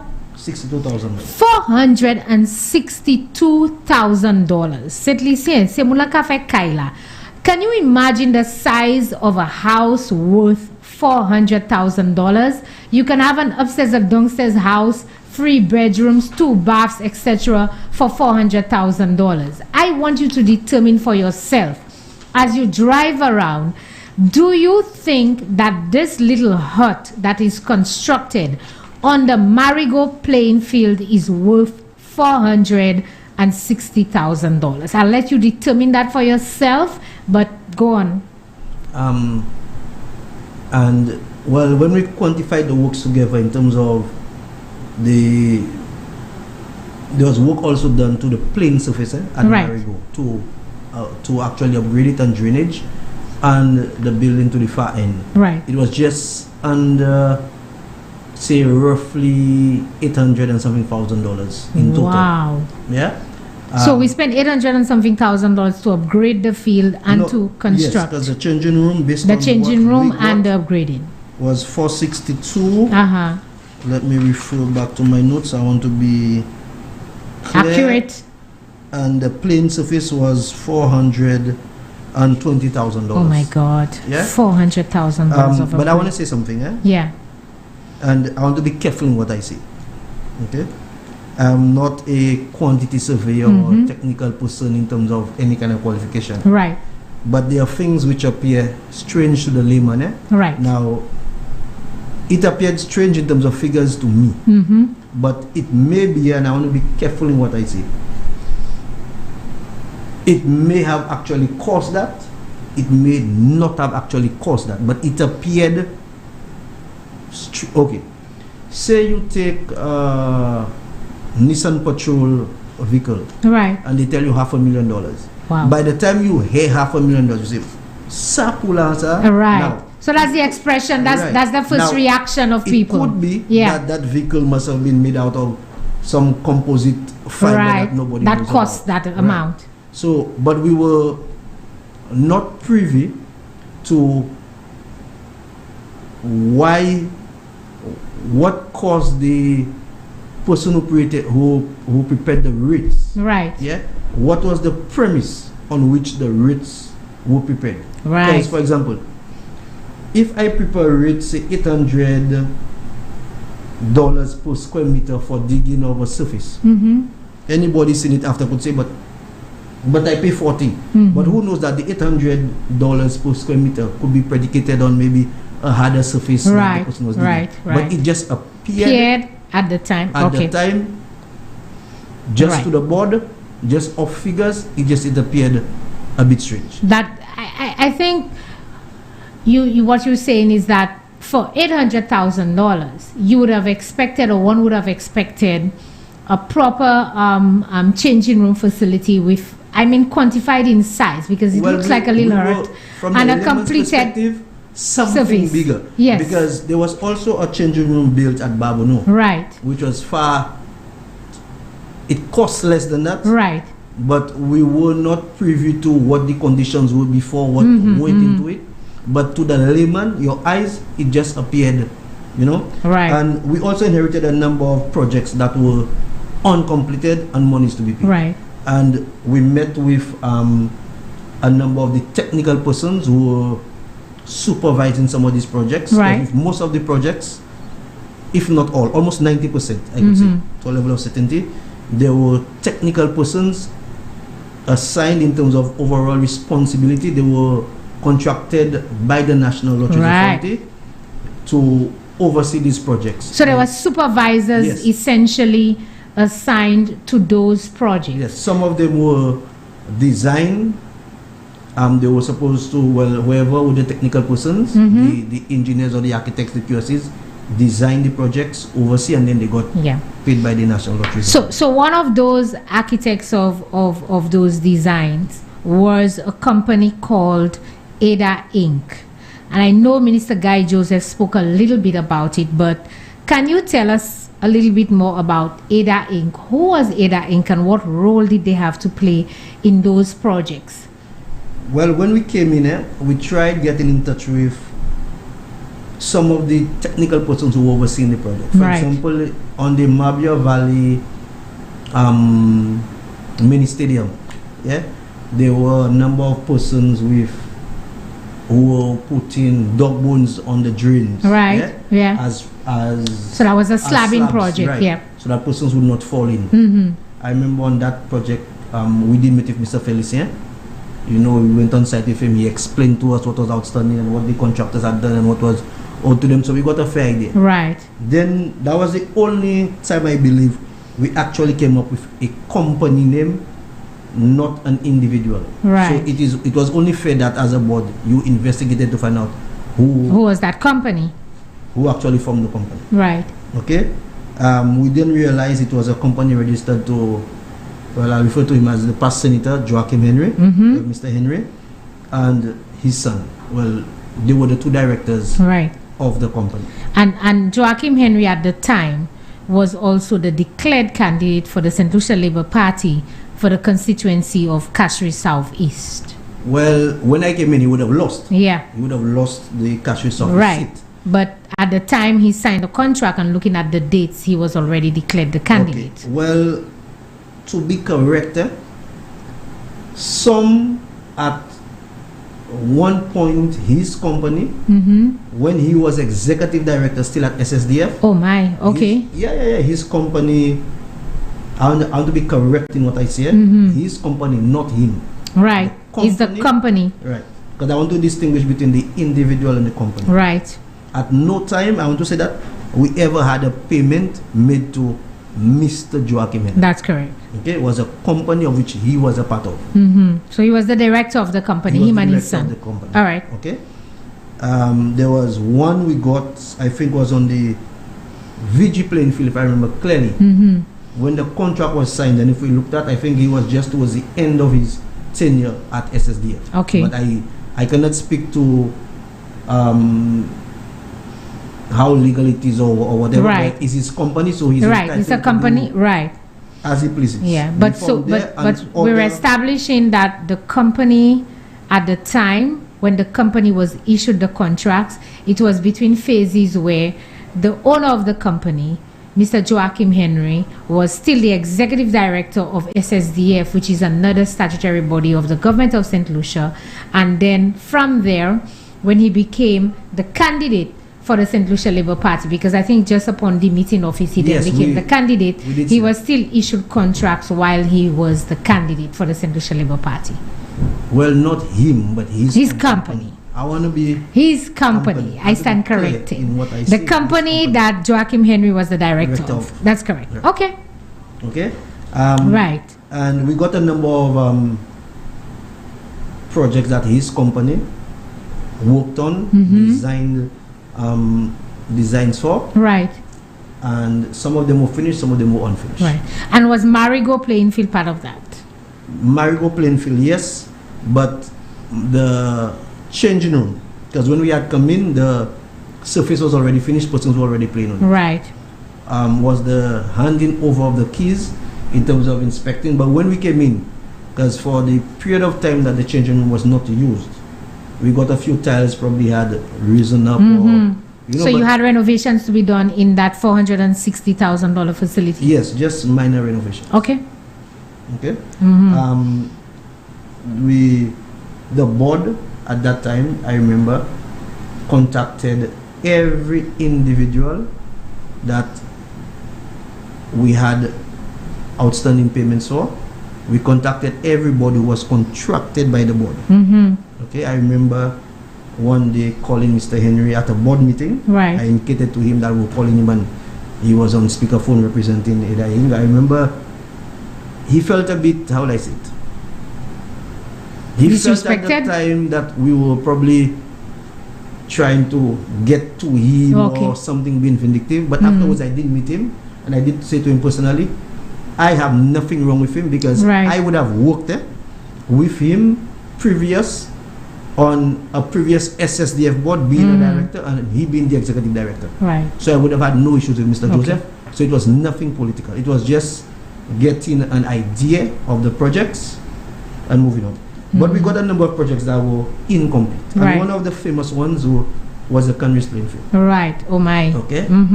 And it was and I want to give kudos where kudos go. I want people to be fair. It was a great project by the Labour Party at that time, being elected by the people of St. Lucia. Right. To see to the upgrade of the Canris playing field. Okay. A contractor was selected.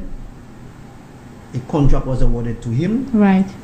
When we got in, all the monies for the contract were already paid out. Okay? Wow. When we visited, no, I want to be correct. We got complaints. Mm-hmm. First from persons within the Youth and Sports Council Right. in Canaries. So your impression was that that project was completed And handed over. because all monies for that project had Was already been paid had already to been the discussed, contractor. yes. Right.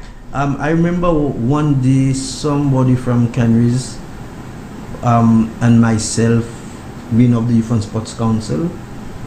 I could mention his name on there, Mr. Leonti, Mm-hmm.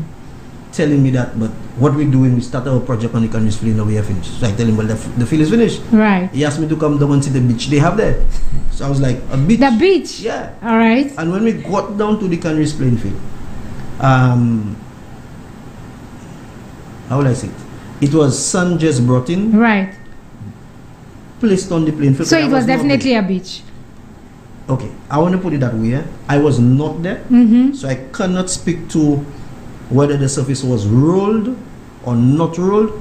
But what I saw was almost like you go to the beach and you park and you walk in the sun before you get to the water. Oh wow. That is how it was. And the guys complained that they could not use. Obviously, because it's just sand. There was no grass, anything. Nothing. And do you recall how much money was spent on that Canaries playing field project?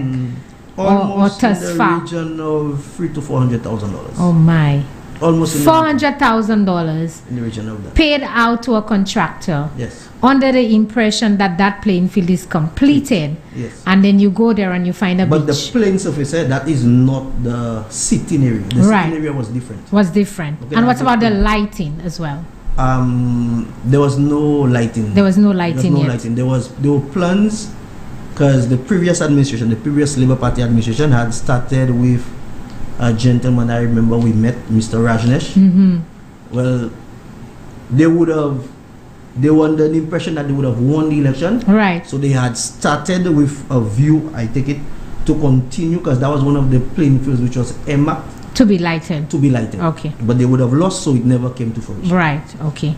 All right. And so the new board coming in had the Canaries, and was the Canaries playing field under the supervision of EDA Inc. as well? Yes, I believe that. Okay. So there you have a company that was being paid. I think if I listen to Minister Joseph, there was one contract. I think in total he was awarded over $255,000 in supervisory fees that he would have been paid for to supervise and execute, because obviously a contract issued to you as the supervisor of those playing facilities, and those contracts would mean that you get a deposit, and when the project is at a certain stage of completion you get another percentage, and when the project is completed you get the balance. But I think what I understood is that he got paid in full as these projects being completed, but yet still those projects were not completed, but yet still he was paid in full. Permit me to say something, and it's something that has never been said. To me, the blame would lie squarely, as much as we may want to afford blame to the past Minister of Youth and Sports, the Honorable Sean Edwards. Mm-hmm. It's something we have never spoken about, and I want to make mention of it tonight. The past chairman of the National Lotteries Authority, right, when that took place, he should have been the one to be held quote unquote responsible, because the chairman is the one responsible for the board, the board responsible for the organization. Right. Okay. And if those projects took place, whether on the eve of election, whoever he or she being chairman of the board should have ensured that, look, before we give out 20% and we're expecting X amount of work, when we give out another 50% X amount of work, that yes, you take it that whoever you instruct in terms of engineering or technical works will come back to give you a good report. Right. Sometimes there are times you have to make your eyes cook your peas, and you have to go and check it out. Because was that past chairman? He was a lawyer, coincidentally, as well, right? I do not know his profession. I think he was a lawyer. I do not know his profession, but I don't want to mention names. But I'm to say coincidentally, a past minister of Youth and Sports. He said to me, sometimes you as a minister have to take the bull by the horn in order that, and I want to say who told me that when I finish. that in order that you don't look stupid, or that civil servants don't mess you up, or person on boards don't mess you up, there are times you have to go and see yourself. You, as the minister, must have a hands-on approach in order, because at the end of the day, as much as we could see the chairman should have, he's in charge of the board, we would blame this minister and that minister because the buck stops with the minister. It stops because the Act speaks very clearly to that as well. Yes, that the responsibility they takes the cue from the minister. Yeah, you know, that the minister said to me at times, persons will not understand it, but when your reputation is on the line, the buck stops with you. And I'll tell you who told me that surprisingly, an ex-American schoolmate of mine, the Honorable Sean Edward said that to me. Yes, because we are ex-schoolmates, we are ex-Americans, and he said that to me. That interesting. The buck stops with you. So let me read you a letter that Honorable Guy Joseph read in Parliament in 2017, I think, or 2018, at a sitting in Parliament, that your ex-Sumerian who said that you need to be the one ultimate responsibility. It's a letter dated the 29th of May, and it is to the chairman of the National Lotteries Authority. And it says here, "Sir, in an effort to create a more equitable distribution of funds to the various stakeholders, the following mode of operation shall come into immediate effect as it pertains to the allocation of funds at the National Lotteries Authority. The following formula should be applied with regards to the allocation of funds. 1/3 grants and contribution to youth and sports organization. 1/3 support to facilities, Ministry of Youth Development and Sports, support to national players for trials and the reserve fund, and 1/3 the minister's request and support services." I would be grateful if you could indicate the amounts projected for each area as outlined. And that was a letter dated 29th of May 2012. So what I want to play for you is a clipping of that parliamentary debate. It was a story carried out. And you will tell me whether what is it your ex-Sumerian friend and ex-minister said is in tune to what is being portrayed there. So St. Lucia, let's hear this story that was aired with reference to this letter that was read by Minister Guy Joseph.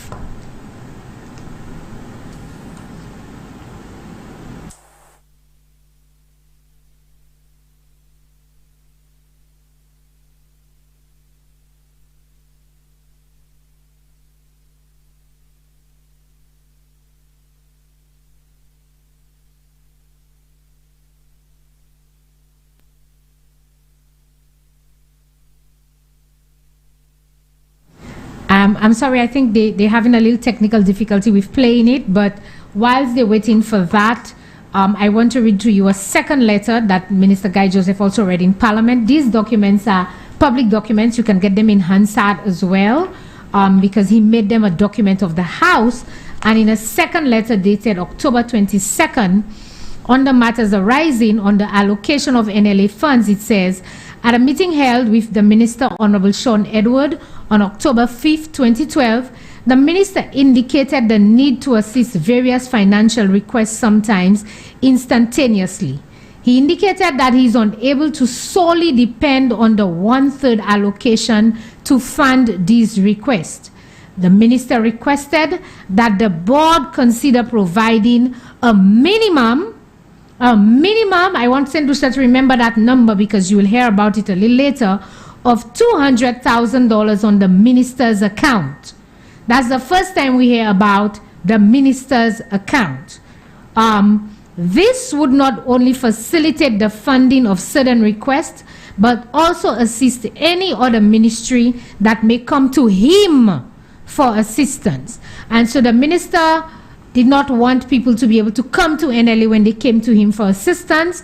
I think he needed that latitude to be able to provide that sort of support himself when they came to him. So he asked for a minimum of $200,000, I suppose, per month, and to assist in assistance, to give assistance to those persons. The board agreed to transfer the amount requested. the next step would be to develop a formula that would assist in regularizing the amount in the minister's account. So twice here you hear about the minister's account. So let's hear what the minister had to say about that minister's account. Sign up now for the Flow Sports Premier Pack to get the ultimate Premier League coverage this season, only with Flow. Denry North MP Sean Edward has categorically denied claims that there was an account in the name of the National Lotteries Authority, NLA, called a minister's account during his tenure as sports minister. During the debate on the estimates last week, Economic Development Minister Guy Joseph presented a document to the House dated November 16, 2012, on the 148th Board of Directors meeting of the NLA. He alleges that the document suggests that Edward indicated that on a minimum deposit of $200,000, he may agree to a review of the allocation of NLA funds. And in our ignorance of all of the things pertaining to government, you expect those who are senior to you to guide you. Where was the Minister of Finance to direct the Minister of Sports and to tell him that you cannot have an account in the minister's name? However, the ex-sports minister is adamant that the account was created only to manage expenditure to speed up projects. When I attempted to address that matter earlier on, I made it categorically clear, Madam Speaker, that there is no account and there is no record to substantiate in any bank in St. Lucia that there is an account in the name of the National Lotteries Authority or any of the agencies that were under my ministerial watch called a minister's account. And it was only for ease of reference that a particular account over which I directed expenditure to expedite projects was referred to as a minister's account. Edward alleges that such a practice is not new. He is implying that there was an account in my name as minister. And as I said earlier on, that never existed. And it is a practice, Madam Speaker, that had been done previously, where a particular account with a certain amount of money was used to expedite projects that the minister would have felt at the time would have been necessary. The Denry North MP claims that the account was intended for the oversight of allocations. It is just for purposes of referencing the different accounts. There's a particular account, Madam Speaker, from which monies would have been deposited, and the minister would have provided direct oversight in terms of what the money was supposed to have been used for. But the minister, or the member for Castries South East, is trying to give the impression that there was an account set up in the minister's name and that the minister used to disburse monies from that account, and that never happened. Sports Minister Edmund Estefan claims that upon assuming office, he discontinued the practice. When I became minister responsible for youth development and sports, I understood that such an account existed, and I said I wouldn't want to have anything to do with that. So, I mean, I cannot tell you specifically what happened, but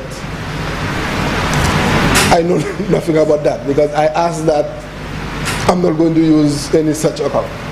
The Denry North MP has since called on the Economic Development Minister to withdraw his statement, arguing that it imputed improper motive.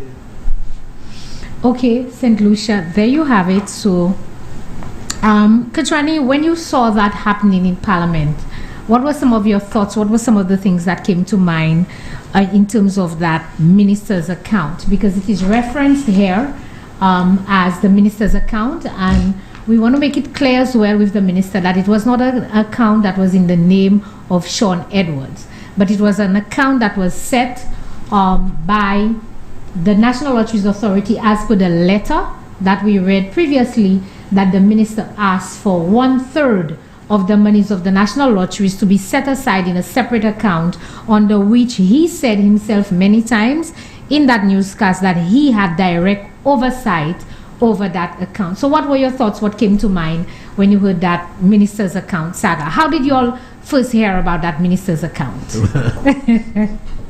I don't want to say y'all, us. You're my deputy chair. I remember it was at a board meeting when the accounts of the NLA, we were going through the accounts and we noticed that they were the manager at that time who was reporting was also the recording secretary of the board. Right. Indicated that there was a separate checkbook.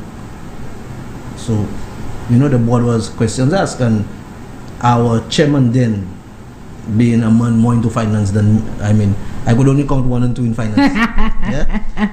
He started to quiz and ask certain questions. Right. So, Lucia, we'll go a little bit over time tonight because this is an interesting discussion. I know it's 10 o'clock, but just stay with us because we may want to take 1 or 2 calls as well, but go ahead, Contractual. Then I remember the recording secretary indicating to us that it was a checkbook, quote unquote, held in the minister's office. Right. So the checkbook was not with NLA at the time. Not, I remember clearly, and if I refer to the minutes of the meeting, right, because we were just coming in as a fresh board, that is what was indicated to us. That the checkbook was in the minister's office. Yes. And that's where it was kept. But as much as it was in the minister's office, based on what I understood from my meetings being a board member, it was checks authorized to, and I have to be clear in what I said, by the board. Right. Okay, because the minister never signed any checks, as he said clearly. Right. It was the board on the instructions of the minister. I believe it. I'm not going to say I was not there. So I would have believed if that was what it was, as was reported to us, that it should have been on the orders of the minister or the board sent it across. Either or. Okay. Because it just would not work to get there. Right. So somebody had to send that checkbook across to the ministry, and somebody had to write those checks from that checkbook that was in the minister's office and then send for signature to National Lotteries Authority to be signed, etc.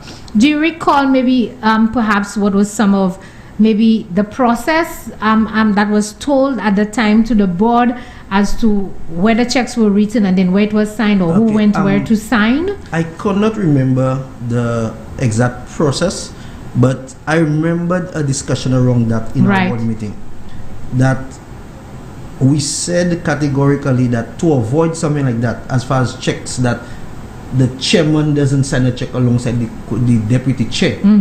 It was at all times, even in our case, that ordinary members would know, because we took off the chairman and the deputy chair as ordinary members, that the chair and the deputy chair, despite those signatories, could not sign a check. One check. It had to be at all times a chairman and the deputy chair, or the deputy chair and an ordinary member. Right. So example, if Tom Brown was another member of the board and something happens, you know what, the Chinese buys a check of $500,000, boy, so and so. So there would be a discussion among the board, and it would not reside with 2 persons alone. Yeah, but I mean, in this, put it out. I know be politically correct. Before you go, let me ask a question, because the minister made it clear that this was a normal practice. When the board investigated, did it find any evidence that had ever been done before? Okay. Let me see.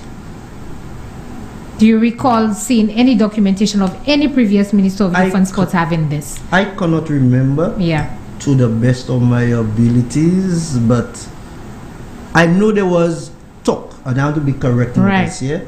There was talk of a previous United Workers Party minister doing such, but I never saw. But we never saw the account. The evidence. Right. I never saw it. Right. Yeah. Okay. And just in the interest of time as well, can you tell us perhaps? I know that from 2012, 2013, the quote-unquote minister's account, which is what we'll call it for now in terms of terminology, but I think some interesting things happened in that minister's account, and that $200,000 that we spoke about, which I told St. Lucia to remember that there would have to be a minimum amount of $200,000 in that account. Can you maybe recall when the new board came in, maybe just basically looking at the transactions in that account from February, March, April, May, and June? What were the amounts of transaction in 2016? Just that short period prior to the election happening in that minister's account. If I remember clearly, a number of the checks which which we saw then, the stubs and the references, made mention. I remember a lot of them being paid to national associations. I remember domino associations, netballs. I do not know whether it was a way for the then minister to get things done faster. Right. But I don't, and I cannot remember that despite we as a board having issues with the minister having the checkbook, that we ever had issues with the checks that were written to individuals. Right. Okay, But in terms of documentation as well, do you recall that there were a number of checks? Yes, there were a number of checks. And there was no documentation, no proper accounting, nothing written to show. Like it was a check to Tom Dick for that, but there was no documentation to support that this is what Tom Dick or Harry did. I remember that despite the checks were written and you could have seen who they were written to. Right. Our then chairman, Mr. Emil, made the point that the structures in place to support checks going out, they were not there. They were not there. In terms of if any boy should come down the line, the follow up, the checks and balances, and that being his area, that was one of the areas that the new board then worked on, so that there could not be a repetition of, I don't want to say what transpired, but the way it transpired. Right. Not saying that there's anything in the way it transpired, but what transpired in terms of the proper mechanisms in place. But I want to say one thing as to the projects. Yeah, St. Lucia, before you go into there, we'll open the lines because we're 5 minutes after 10. We may go just a little bit, maybe another 5 or 10 minutes. So we'll open the lines in case you have any burning question that you wish to ask based on the information being presented tonight with reference to what we've spoken about. So we will open the lines and you can call in and ask your questions as well with all what we've spoken about tonight. So go ahead. In all the payments we got, there was only one payment that was never settled until I left the board. Right. And it was a payment to a gentleman who, I don't want to mention his name, but up to a day like today, we could not find him. Right. Okay? But there was there were several bills amounting to a substantial amount on his name, but right. we could not get him. But he was paid? No, well, there were payments made to him before. Okay? But when we came in as a board, there were bills that came in post the election for that particular gentleman. Right. So when we went about doing our checks and balances, we could not get him, but... We have a call. Let's just take that call. Hi, good evening, caller. Thank you so much for calling Vibe tonight. Yes, good night to you, Ms. Nancy, and good night to your guest. Good evening. Thank you very much. Quick question for your guest. Can you tell us whether piles were used at the Marigold project? Whether what was used? Piles. Piles? Yeah, the same as pile driving. Oh, you mean to pile up the playing field? Yes, for the project in Marigold. Do you recall, Mr. Cherry, whether any piles were used? Did you see that in any of the documentation? No, in the documentation we saw, I never saw any rates or any costing for any piles. So, caller, to answer your question, in the documentation, he's saying that was presented, he never saw any rates or anything referring to piles for the Marigold playing field. So, if you have information leading to that, or if you think that there were piles, perhaps you can clarify and let us know. But there's nothing in the documentation that he has that shows that there were piles in the Marigold project. We have another call again. Oh, sorry, the caller. I think we're having some difficulties with that caller. Yes, so go ahead. You know, and that was until I left. I do not know after my tenure. So we couldn't find that person. Was that a ghost or something? Well, boy. The board used to joke, but that was the only... I'm just teasing, but there was one person, payments were made to that particular individual. Previous. There were outstanding payments for that person, and up to a day like today, you don't know if that person was ever found. Well, the name, at the point that the bills came in. Right. We were told that that person would have migrated along. Okay. So the board wanted further clarification. Right. And we never got. So we have another caller. Good evening, caller. Thank you so much for calling Vibe. Good evening. Hi. Miss Charles. And good evening to my guest. Yes, thank you, and same to you and your guest. Absolutely. Sure. Yes, your guest, definitely. Right. This is the president of the St. Lucia National Cricket Association. Right. Miss Charles, you know what struck me? This is the first time I'm watching your show. Right. Is that way earlier in your show, you spoke of developmental projects by the powers that be. You mentioned the Parker company or whatever that was. Yes. Doing the evaluations and assessments and all of that. And then you mentioned certain sporting disciplines, but you never mentioned cricket. I found that odd. I have to apologize, caller, because one of the upgrades of the sporting facilities, especially in Dennery, is the upgrade of, there's both the playing field and the cricket grounds as well in Dennery. And under the Packer project as well, there's a new cricket facility being constructed in Soufrière. What's the name of the community? Let me just find the name of the community in Soufrière for you. But that is also one of the communities. Let me get the correct name for you. Ruby Estate in cricket. There's a new cricket ground that is being constructed in Soufrière as well. So cricket is not out of it. And as I said, in the new term of this government, there is expansion of the project to be able to incorporate the cricket ground. So if you recall, when I gave the explanation, when the Packer company did their walkthrough around the island, they came up with shovel-ready projects. These were the projects that were easier, like they call them low-hanging fruits, projects that you would be able to execute in a shorter period of time. And so that is why some of these grounds were chosen to go for the first phase of the project. Low-hanging fruit. Yes. A familiar term. I dare say though that in the grand scheme of things, cricket is a major sporting discipline. I agree with you. I love cricket. And thank you. And I would have thought that for the sporting discipline that has brought so much to St. Lucia, Darren Sammy, Johnson Charles, those guys are globally known. They are icons. Right. They are very successful.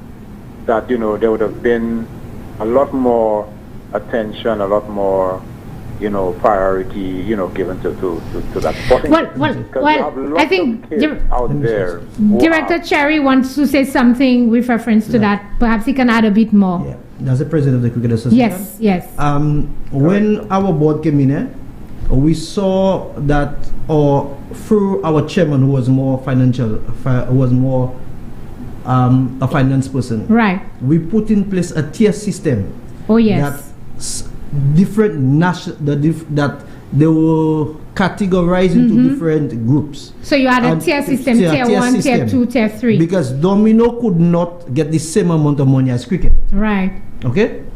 And we understood the importance of certain associations. We asked each association then to submit a program for the year. Right. A budget detailing prospective programs or what they want to undertake. What period would that have been, sir? That would have been from 2016, between 2016, 2017, 2018. I don't know if you were there at the time, but there was a tier system, and I think Cricket Association, football, they were in tier 1, where they received a larger sum or a larger allocation towards their sporting activities vis-a-vis perhaps some of the sports that were not perhaps, I don't want to say that they were of a lower category, but some sports were of a higher discipline and higher focus than others. And I know cricket was in the first tier at the time. So perhaps, I don't know if that was before your time. Yeah, that would have been before my time. Okay, but okay. Just for clarification, are you referring to a subvention, or are you referring to what specifically? Okay, let me speak.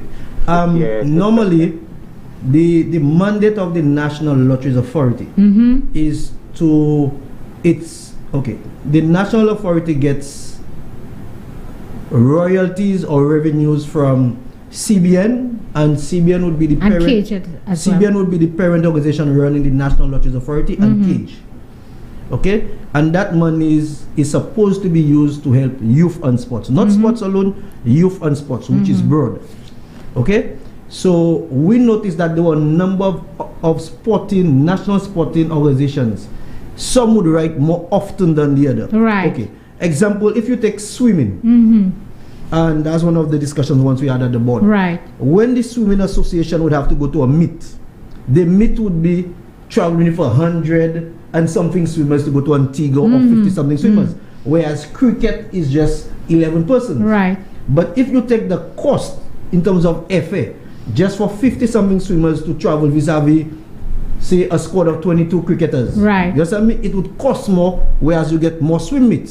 So then we ask the associations to provide us. So it just cannot be you'd write every month saying you want X, you want this. I think earlier on as well, I explained that with the school sports, for example, that was the rationale caller for us putting a structured system to school sports, where it was unfair that those who write will get and those who didn't write would not get. And so that's why that tier system was implemented with the National Lotteries Authority. Let me speak to something again. And see if so, as the president is online. Yeah. I remember clearly in our deliberations as a board, I don't know what happened after. One of the burning issues for me was our national, or our Darren Sammy Stadium. Right. You know, I felt if our board had remained for 5 years, that stadium would have been transformed to what Barbados is like today. Because we made mention of removing all of the metal that would be exposed to the sea blast and all of that. Just a lot of infrastructural development with the direct, but some of it was done like Barbados as well, Caller. Yeah, some of it was done. But Caller, was there another concern that you had with reference to cricket? Because I know you're passionate about cricket and you want to talk about cricket. I can tell you this, that as far as I'm aware, my predecessors have advised that they had submitted a strategic plan to government. To government or to national lotteries? Well, national lotteries and government. I understand the question, but to me, they're one and the same. Yeah. Okay. If I explain to you the system, but then again, go ahead. Yeah. So anyhow, you see, the thing is, when you look at what's happening regionally, you find that St. Lucia is lagging behind when it comes to resources, when it comes to allocation. Yeah. It's lagging behind.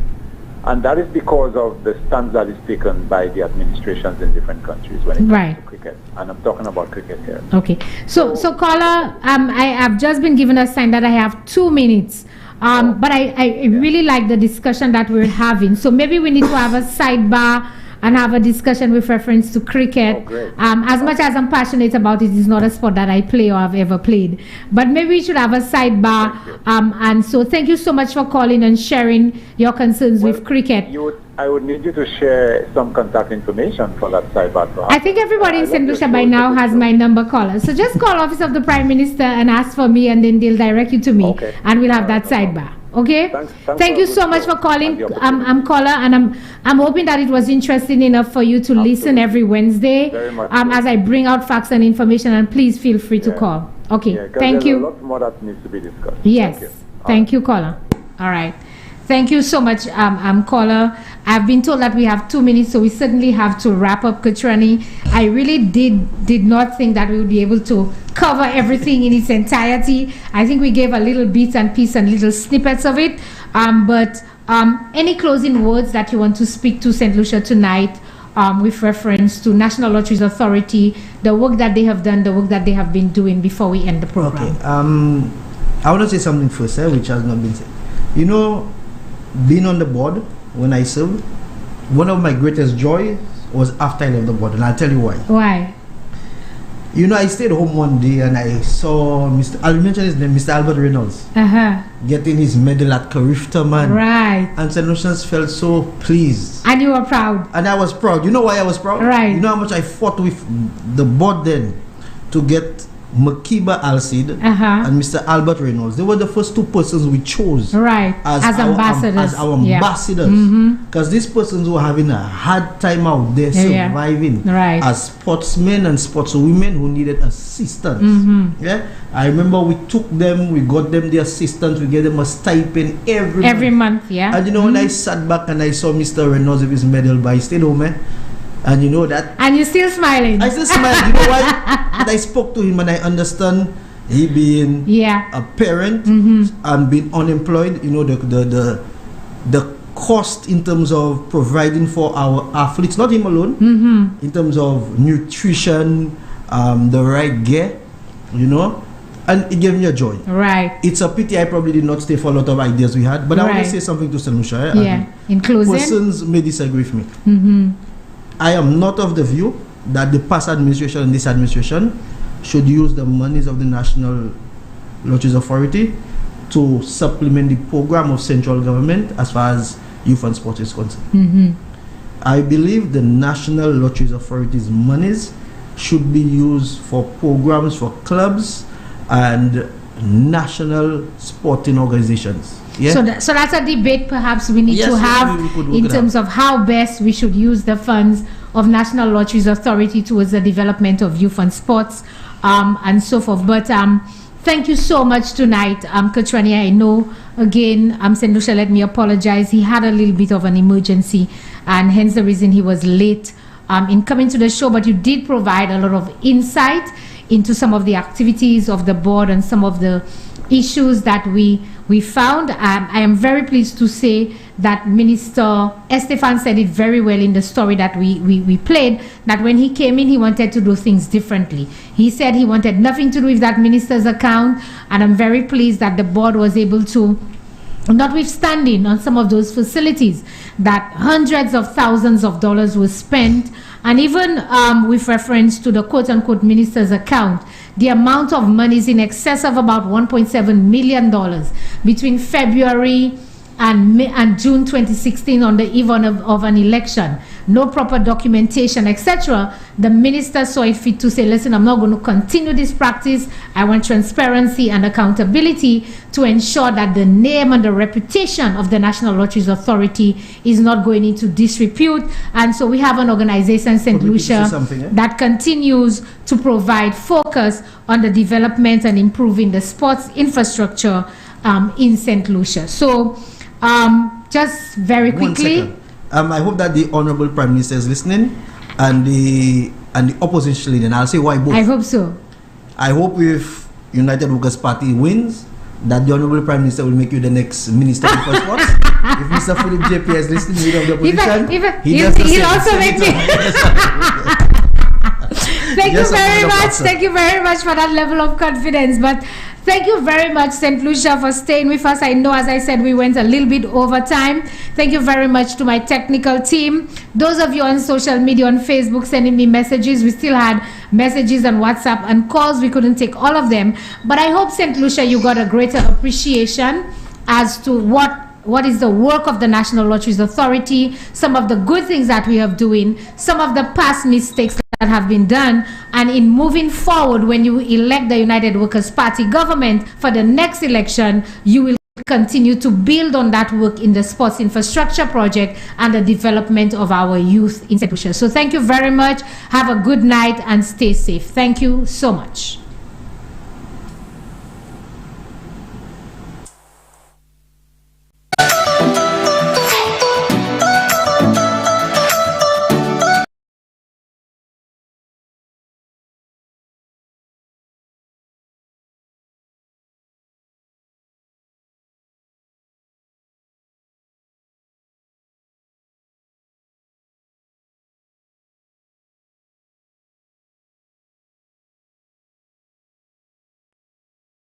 If I was Prime Minister, that now go happen. That will never happen. You will never live to see that happen.